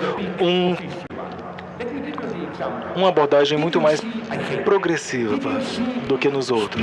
Por exemplo, vocês viram o Lincoln, de Spielberg, recém-lançado? Enfim, a versão liberal, oficial, enfim, a libertação dos escravos torna-se, digamos, um tipo de tendência liberal que contagia a todos na capital, em Washington. Enfim, todo o sangue, a luta, vocês viram, né, o filme? Muito bem. Basicamente é isso, enfim, essa legalização das tratativas no Congresso. Mas existe outra coisa, outro filme que eu gostei muito, inclusive, foi aquele outro filme que foi lançado também em 2012, um pouco mais cedo do que o primeiro, que foi o Abraham Lincoln e o Assassino Vampiro. É uma combinação inteiramente ridícula de história real e vampiros. A ideia do filme é que o Sul, ou seja, os confederados, eram apoiados pelos vampiros que fecharam um negócio com Jefferson Davis, ou seja, fecharam um acordo com o presidente dos confederados para que eles os ajudassem em Gettysburg se eles lhes fornecessem regularmente negros para comerem com sangue e tudo. Então Lincoln toma conhecimento disso e prontamente, sem demora, muda, ou seja, refaz toda a prataria do Estado na forma de balas de prata para matar os vampiros e distribui aos soldados. E assim como o exército do norte prevaleceu em Gettysburg. É ridículo, verdade. Mas o fato é que tudo que é reprimido e que foi excluído da versão oficial, a brutalidade, a paixão, a mitologia, enfim, até mesmo o aspecto ridículo, admito, volta à tona aqui. E o que eu argumento é que a própria tensão existente entre, por exemplo, zumbis e vampiros é uma zona de tensão clássica em Hollywood. Por exemplo, os vampiros geralmente são de classe alta, refinados, educados, polidos, ricos, convivem entre nós, ao passo que os zumbis são os pobres, excluídos, ausentes, vivendo para longe, na periferia. E existe, enfim, um filme dos primórdios de Hollywood, que é Zumbi Branco, White Zombie, de 1932, que articula esse argumento. É Bela Lugosi, que um ano antes se torna famoso como Drácula, ou com Drácula, e que coloca um latifundiário no Haiti, alguns amigos o visitam e ele o leva à sua fábrica, enfim, que é uma fábrica de beneficiamento de açúcar, e onde ele vê os zumbis trabalhando ali, aqueles, enfim, cegos estranhos ali trabalhando. Depois Bela Lugosi, o chefe, diz aos visitantes: percebe, eles são ótimos, são zumbis, eles não se queixam, não se reclamam sobre a jornada de trabalho, quantas horas trabalham, não tem sindicato, são ótimos. Enfim, é uma metáfora primitiva, é verdade. Então, repito e friso, não tenham medo, não fiquem presos nesse argumento de que nós, esquerdistas, precisamos ter, ou ser paranoicos, ter uma atitude paranoica, dizer: eu tive o prazer de ver aquele filme. Isso já quer dizer que eu já estou sendo manipulado pelo imperialismo dos cinemas? Não, podemos jogar o jogo deles, podemos, enfim, entrar no jogo e assim ser ainda quem somos. Lamentavelmente devo concluir logo a seguir.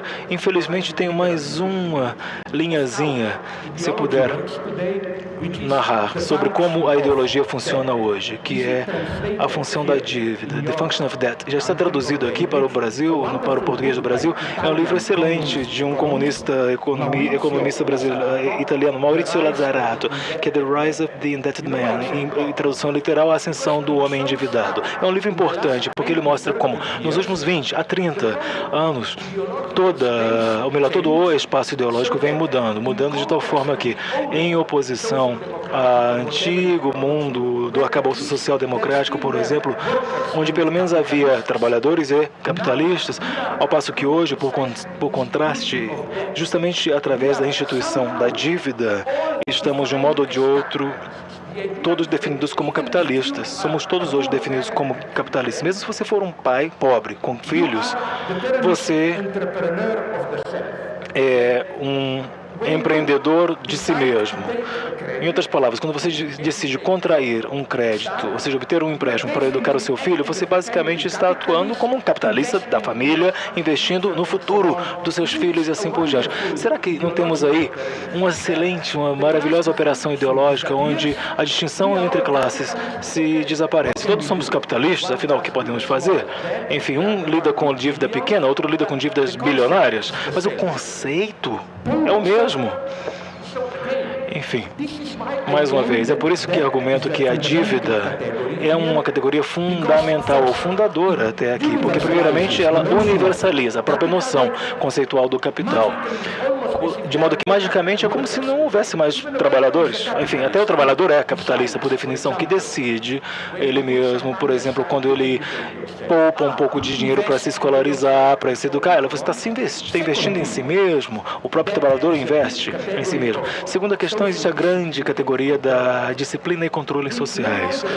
Não mais precisamos de moralização direta. Uma vez que você tem uma dívida, contraiu uma dívida, um determinado comportamento sem revolta de trabalho cuidadoso, criterioso, obsessão pelo trabalho te permitirá pagar a dívida, uma disciplina que se lhe é imposta. Terceiro ponto, o argumento é que precisamos aceitar a dívida. A dívida funciona como um tipo de categoria analítica superior, ou seja, ela te instrui a fazer algo, mas ela na verdade não espera que você atenda àquela demanda. Acredito que de fato vemos em termos de avanço internacional é que não se espera que você pague a dívida, seja como indivíduo, pessoa física ou como Estado, mas sim manter a dívida como meio de controle. Lembro-me há alguns anos, por exemplo, que com a ajuda de Hugo Chávez, o Brasil... Bom, vocês vão acabar me linchando se eu cometer o erro de chamar o Brasil de Argentina, mas enfim, me lembro que a Argentina há algum tempo amortizou sua dívida junto ao FMI. Eu me lembro da reação que li no jornal Wall Street Journal, um diário de Nova York. E não foi a reação genial, poxa, é possível, o país pagou a dívida. Não foi pânico, as manchetes mostraram pânico. O que isso significa? Será que eles vão se tornar aventureiros agora? Não poderemos mais controlá-los. Foi a reação nos jornais. Enfim, o argumento aqui não consiste em afirmar, e a propósito, não estou aqui trazendo um recado direitista, melhor, esquerdista, simplista, pague as dívidas e, enfim, temos aí na dívida uma ferramenta imperialista. A coisa não é lá tão simples assim. No entanto, também não é simplesmente a honestidade capitalista simples de que você tem de pagar a dívida. Você não tem de pagar a dívida. Enfim, temos um grande exemplo. Não a Grécia, mas enfim, os próprios Estados Unidos da América. Sabem que os Estados Unidos da América, se você examinar como é que eles funcionam economicamente, eles abertamente admitem isso, é que eles precisam de pelo menos $1 bilhão de outros países que sejam transferidos para a economia americana a cada dia. E isso se faz pelo papel fundamental do dólar como moeda forte mundial. É por isso e é assim que eles conseguem manipular. E não aparece nos registros como dívida, porque esse dinheiro aqui está investido ali ou acolá, enfim. O que eu estou tentando dizer é que no plano da especulação financeira em que lidamos hoje, onde, puxa vida, todo mundo sabe que 90, não 19, mas 90% do dinheiro ou dos recursos financeiros hoje é dinheiro virtualmente especulativo. De modo que, diante de tamanha especulação não se pode voltar àquela imediatez ingênua que eu falei, você deve, agora tem de pagar de volta, tem que amortizar. Não. Precisamos de mudar todas as coordenadas de referência. Mais um exemplo sobre a ideologia da vida cotidiana, em que, ao que parece, se eu te devo dinheiro, você quer que ele seja devolvido para mim, mas não é exatamente isso que eu, com efeito, quero. Aquilo que eu, com efeito, quero é manter você endividado para sempre. Enfim, levei muito tempo, poderia até prosseguir um pouco mais, mas o fato é que, como um amigo cínico ou cético me disse, mesmo se você não concorda nem com Chávez, nem com Fidel Castro, com frequência você tem pelo menos uma coisa em comum com eles, você fala demais. Então, com esse ponto para reflexão, concluo.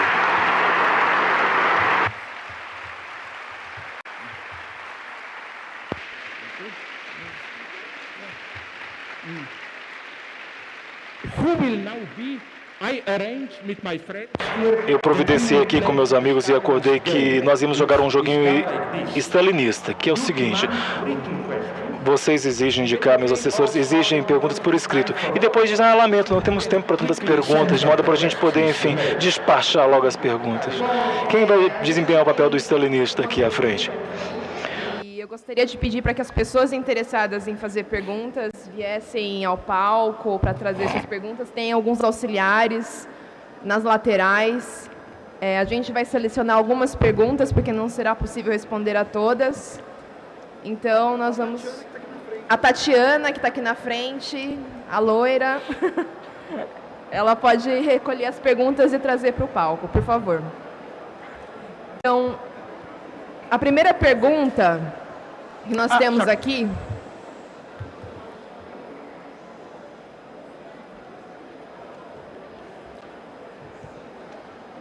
Bom, a primeira pergunta que nós temos aqui é sobre o comunismo.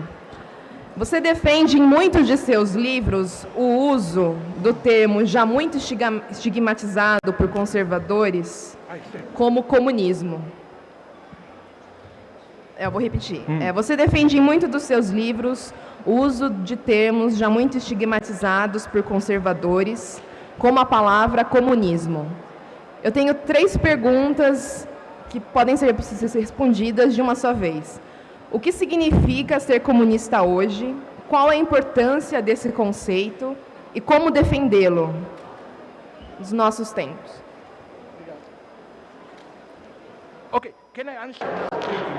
Poderia responder agora, rapidamente?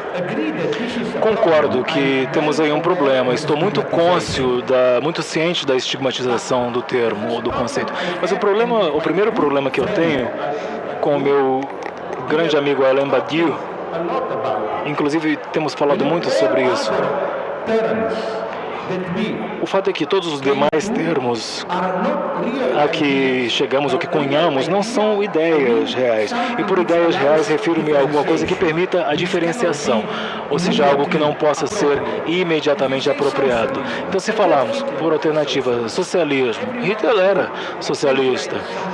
Enfim, qualquer pessoa que acentua qualquer valor ou princípio comunitário pode ser socialista. Justiça, democracia, enfim, é um pouco fraco.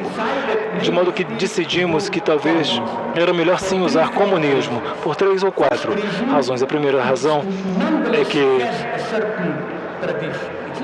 ainda mantém uma certa tradição. Não é só stalinismo, são todos os grandes rebeldes, desde Raiz, Greita, ou seja, rebelião anti-escravidão, entre outros, até mesmo no Haiti, entre outras tradições de luta socialista. A segunda razão é que acredito que os problemas que enfrentamos hoje são basicamente os problemas da plebe, dos comuns. logo deve haver um espaço comum para todos nós. É como a ecologia, a própria natureza, enfim, nosso próprio espaço comum. De novo, propriedade intelectual, mais uma vez, é nossa natureza comum. Acredito, portanto, que de fato temos aí o verdadeiro denominador comum dos problemas que enfrentamos hoje. Essa é a segunda razão pela escolha do termo comunismo. De modo que, mais uma vez, o comunismo, para mim, é mais um ponto de referência, um ponto de orientação, é mais um conceito negativo. Não estou aqui dizendo que é assim, que será assim ou de outro jeito. Não, só estou dizendo que se nós, a humanidade, não confrontarmos apropriadamente o problema dos comuns, da plebe dos comuns, estamos entrando então numa nova área de barbárie, que claramente já se prenuncia, novas formas de apartheid, de inclusão ou exclusão e assim por diante. A terceira razão pela escolha do termo comunismo é algo que pode lhe parecer irônico, mas que eu levo muito a sério. É bom ter o nome comunismo, um nome que também nos lembre de todos os horrores que foram praticados em nome do comunismo, o stalinismo, o gulag do stalinismo e tudo mais.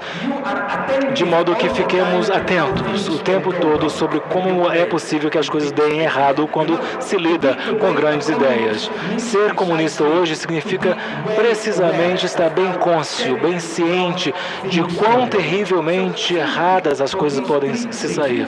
De modo que, basicamente, simplesmente por essas três razões, eu sou a favor do uso do termo. Sobretudo a segunda razão que elenquei. Ou seja, os problemas de hoje são os problemas dos comuns, da plebe, das pessoas em geral, em comunidade. Tem um ativista da internet chamado Julian Assange, abrigado na Embaixada do Equador em Londres. Na sua opinião, qual é a importância da luta que trava Julian Assange e por que tão poucos países, mesmo do mundo ocidental, que defendem a liberdade de expressão, não fazem nada pela sua liberdade?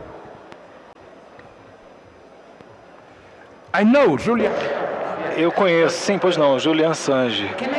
Será que eu poderia lhes relatar uma outra breve história que vai lhes divertir, inclusive, e ilustrar sobre como é errada a chamada correção política, o chamado politicamente correto? Eu perguntei a ele, pormenorizadamente, em caráter bastante amigável, que acusação é essa de estupro na Suécia? Ele me trouxe documentos, inclusive legalizados na Suécia, documentos jurídicos que provavam a loucura do falso politicamente correto.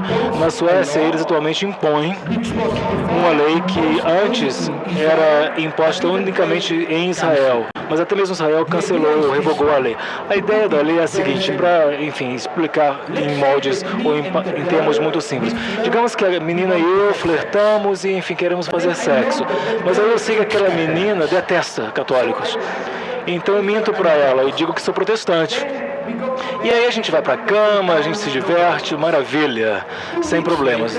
Passadas 2 semanas, ela toma conhecimento de que na verdade eu sou católico, não protestante. Ela então me denuncia. Automaticamente, de acordo com a lei, o meu ato, mesmo se ela me arrastou para a cama, desculpe, enfim, usar essa expressão, mas enfim, o meu ato passa a ser legalmente um estupro, conforme definido pela lei.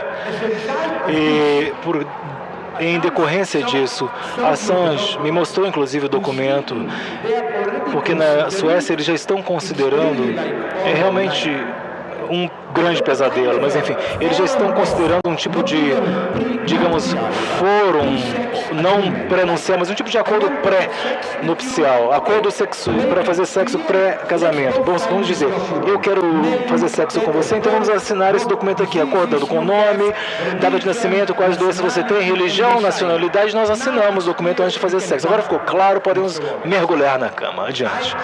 Enfim, eu acho na verdade que tem alguma coisa de errado em tudo isso. Mas assim é na Suécia. Segundo aspecto é que estou bastante ciente, bastante consciente de todo esse argumento contra Assange. É verdade que algumas coisas, enfim, não podem ser divulgadas a público e tudo mais. Mas ainda assim acredito que não estamos aqui falando em generalidade, pelo amor de Deus. Estamos falando sim de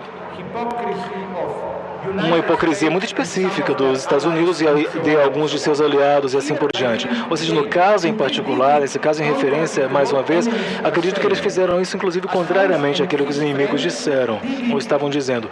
Assange e seus amigos atuaram de modo muito criterioso, muito cuidadoso. Eles, enfim, percorreram todos os nomes e se havia algum perigo, eles apagavam os nomes e assim por diante. De modo que, não, acho que foi sim um corretivo muito útil. É claro que Assange sabia muito bem, estava muito ciente de como seus atos poderiam ser manipulados. Por exemplo, no final, o próprio Putin da Rússia deu a ele voz num programa de televisão. Embora a Rússia de hoje não seja exatamente um estado sem segredos estatais e assim por diante. Mas, enfim, é preciso ser pragmático e acredito eu que a ética, de um modo geral, foi muito positiva. Aqui não sou ingênuo a ponto de dizer que toda a esquerda, enfim, foi correta. Não estou dizendo que tudo tem de ser divulgado ao público e assim por diante. Não, estamos tratando de uma situação muito concreta na qual ele fez algo muito bom, muito positivo. Perguntas para otimizar o tempo. Começando por uma pergunta de um representante indígena.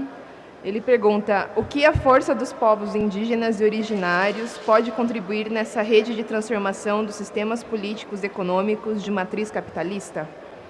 A segunda pergunta é: há informações que dão conta que as bases materiais das crises dos Estados Unidos, Grécia e Espanha estão na crise dos imóveis, na falta de moradia.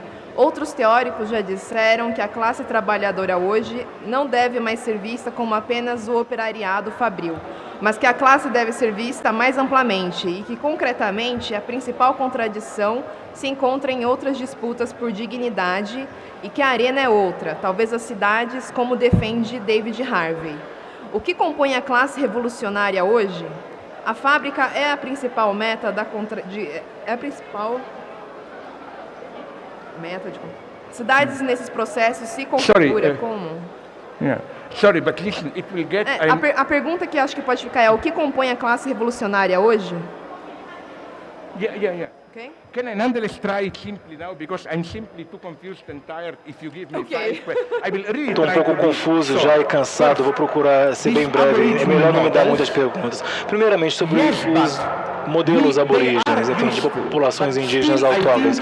É verdade, são úteis os modelos, mas acho que não deveríamos mistificá-los, se me entendem. Ou seja, eu não acredito que se sairmos da modernidade, nos abstrairmos da modernidade e voltarmos a algum tipo de sabedoria pré-moderna, estaremos salvos. Os conservadores gostam dessa proposta, mas eu não. Eu acho que aquilo que me chocou tanto, na verdade, foi que, e aqui não estou blefando, mas enfim, o que me choca muito é que o chamado, não gosto sequer do nome porque é racista, mas o assim chamado povo aborígena, tribos, etc. Sequer gosto do nome, mas enfim, o que me choca é que quando eles são arremessados para a modernidade ou para a modernização, eles se tornam muito melhores e até mais radicalmente universais do que nós alegamos ser. Eles conseguem se unir e conseguem, de modo ímpar e singular, conciliar sua tradição e incorporá-la como parte de um novo universalismo autêntico. Por exemplo, eles o fazem no modo como eles conseguem, por exemplo, quando sob ameaça da modernização capitalista brutal, é curioso ver como eles conseguem construir, fomentar solidariedade entre diferentes grupos aborígenes ou indígenas. Nisso consiste a verdadeira universalidade. De modo que, mais uma vez, eu totalmente rejeitaria as ideias de que, contra o universalismo capitalista, os modelos aborígenes ou indígenas deveriam prevalecer. Enfim, nem gosto do nome aborígena. Não entendo que os aborígenes deveriam, enfim, representar algum tipo de autêntico, específico, particular. Não, eles estão presos no próprio processo da modernização. E a própria brutalidade do seu drama é que eles colocam numa posição privilegiada em prol de uma luta de acesso muito mais autêntico à universalidade. Ou seja, é uma pessoa, membro de uma tribo despossuído, que é hoje muito mais universal do que qualquer tolo, enfim, que vive num apartamento em Nova York. por exemplo. Ou seja, a verdadeira universalidade está conosco, e está com os despossuídos, na verdade, não com aqueles assim chamados da classe universal, enfim, os ricos, gerentes e assim por diante. Depois a questão da crise do setor universitário. É verdade, estou ciente, a situação é trágica, dramática. Essa ideia de, enfim, facilitar a tomada de empréstimos habitacionais ou imobiliários foi uma tentativa desesperada do capitalismo para se salvar da crise da bolha digital que ocorreu no início do ano 2000.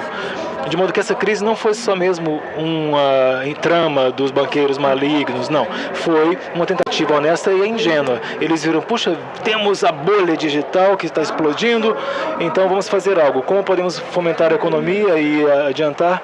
Vamos tentar com o setor imobiliário. Pensaram, a verdadeira classe trabalhista ou de operários. Veja só, hoje, pelo menos na Europa ocidental, há tantos desempregados, despossuídos, parcialmente empregados e excluídos que, para ser um proletário operário clássico, ou seja, para ter um trabalho estável e seguro, em que você é explorado, etc., mas pelo menos você é regularmente explorado, enfim, isso é quase uma posição privilegiada, devo dizer. É o desejo, a aspiração dos europeus. Será que eles gostariam, por favor, de ser, sim, um proletário operário clássico hoje? De modo que concordo inteiramente com vocês. Acho que meu amigo Fred Jensen, inclusive, propôs como essa noção de proletário ou de operário explorado deveria ser radicalmente modificada.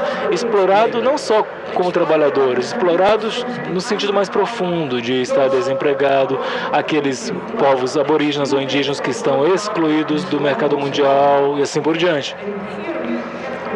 Aqui acredito que precisamos como que sair da teoria marxista, que ainda acredita no papel fundador e central de algum tipo de classe trabalhadora pura, que em Marx geralmente se entendia como incorporada simbolicamente, etc.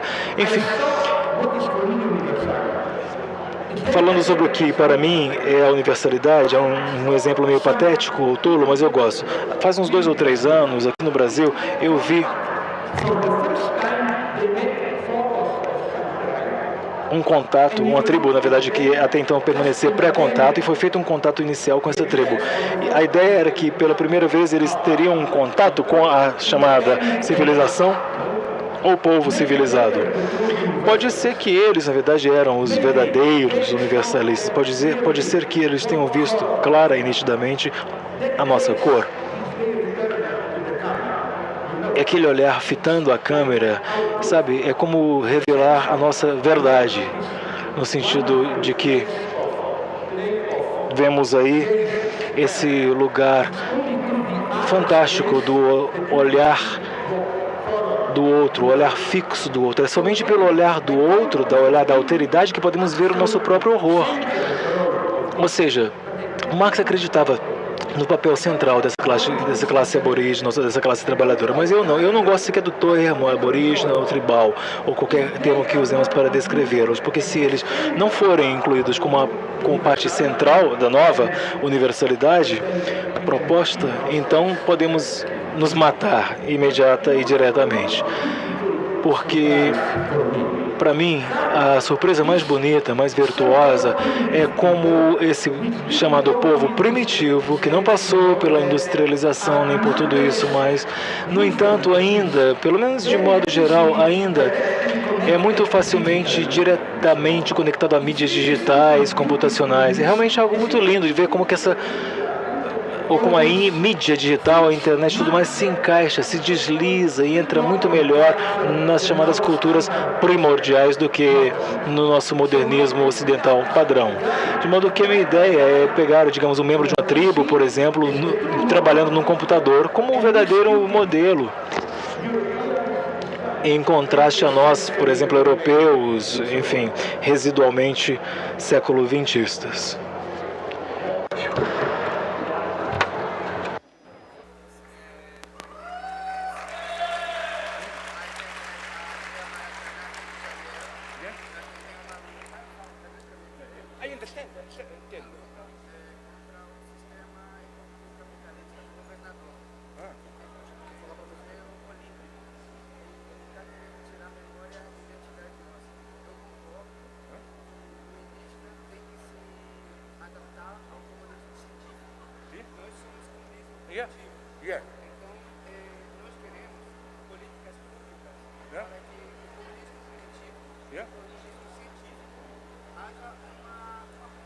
Understand, understand, yeah.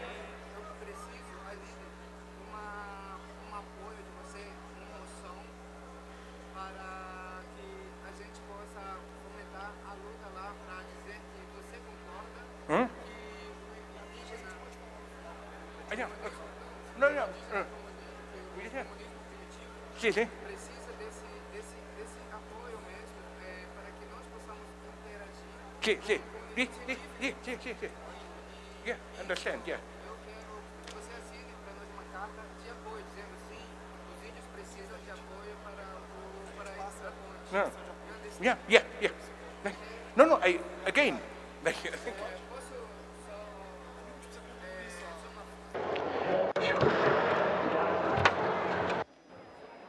What? Sorry, you decide. What? Why not? What? What does it mean? Eu queria falar para todos os presentes que a aldeia Maracanã, sim? Yes, ele falou que sim. Não, mas ele falou que pode falar. Só um minutinho, só. 1 minute, please. All right. Eu queria convidar a todos, que eu estava falando com ele, que o comunismo primitivo, ao qual eu represento, precisa do apoio de políticas públicas para que a gente possa interagir com o comunismo científico. Aqui na UNB, por exemplo, os indígenas, eles não têm a bolsa científica, eles só ajudam com a bolsa para se formarem. Então, nós queremos essa oportunidade, nós queremos ingressar a esse capitalismo econômico, mas de uma forma adequada, entendendo a realidade que nós vivemos.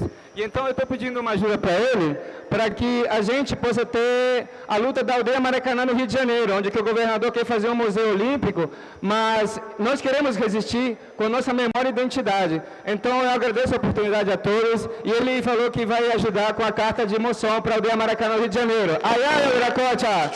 Obrigado. Desce lá, cara. Obrigado. No. Yeah, of course.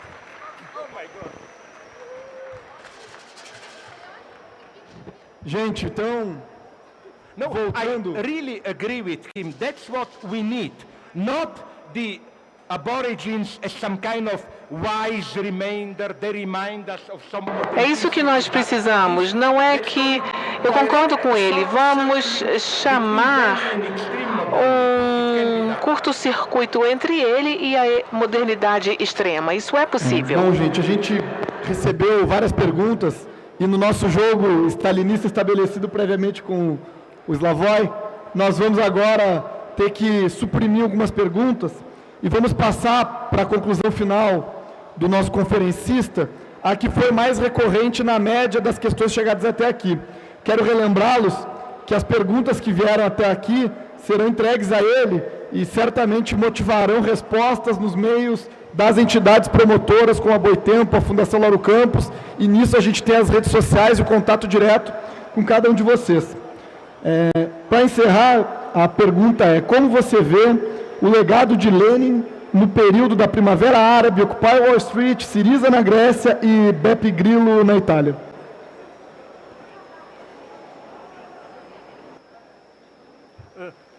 You asked me, Thomas, just the last one, Lenin legacy, the Arab Spring. You know, the Arab Spring, the problem is this one of Arab Sabem do que mais? O problema é o seguinte: vocês têm uma revolta, e é claro que no começo da revolta são condensados níveis múltiplos.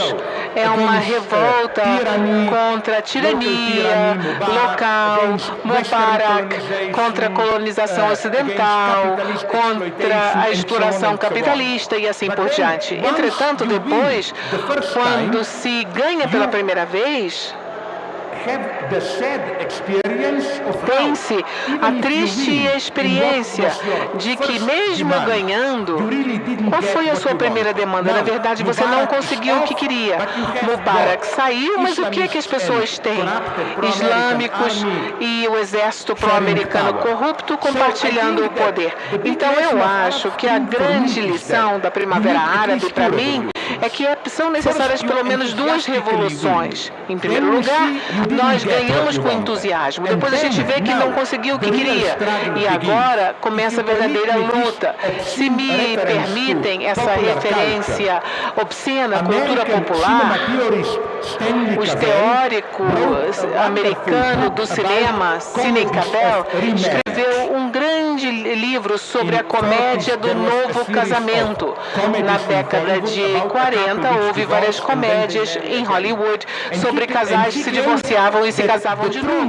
E ele argumentava que o verdadeiro casamento é o segundo. O primeiro casamento tem entusiasmo, tem paixão, depois as pessoas se cansam do conflito e só depois, se a pessoa se casa de novo, é que se torna um casamento verdadeiro quando realmente se conhece o parceiro. A mesma coisa pode ser dita para as revoluções. Tem que haver 2, pelo menos. A primeira vez é entusiasmo, mas nunca as pessoas conseguem o que querem. É por isso que eu acho que agora, precisamente, esse é um momento crucial no Egito. E eu não sou pessimista total. Sim, agora eles têm um pesadelo dos islamistas e do exército. Mas lembrem, a mobilização da sociedade civil, todos os novos sindicatos, organizações de mulheres, de estudantes, a sociedade acordou. Nós vamos ver o que vai acontecer. Entretanto, de jeito nenhum o jogo acabou. Muito obrigado ao nosso convidado internacional, filósofo esloveno Slavoj Žižek.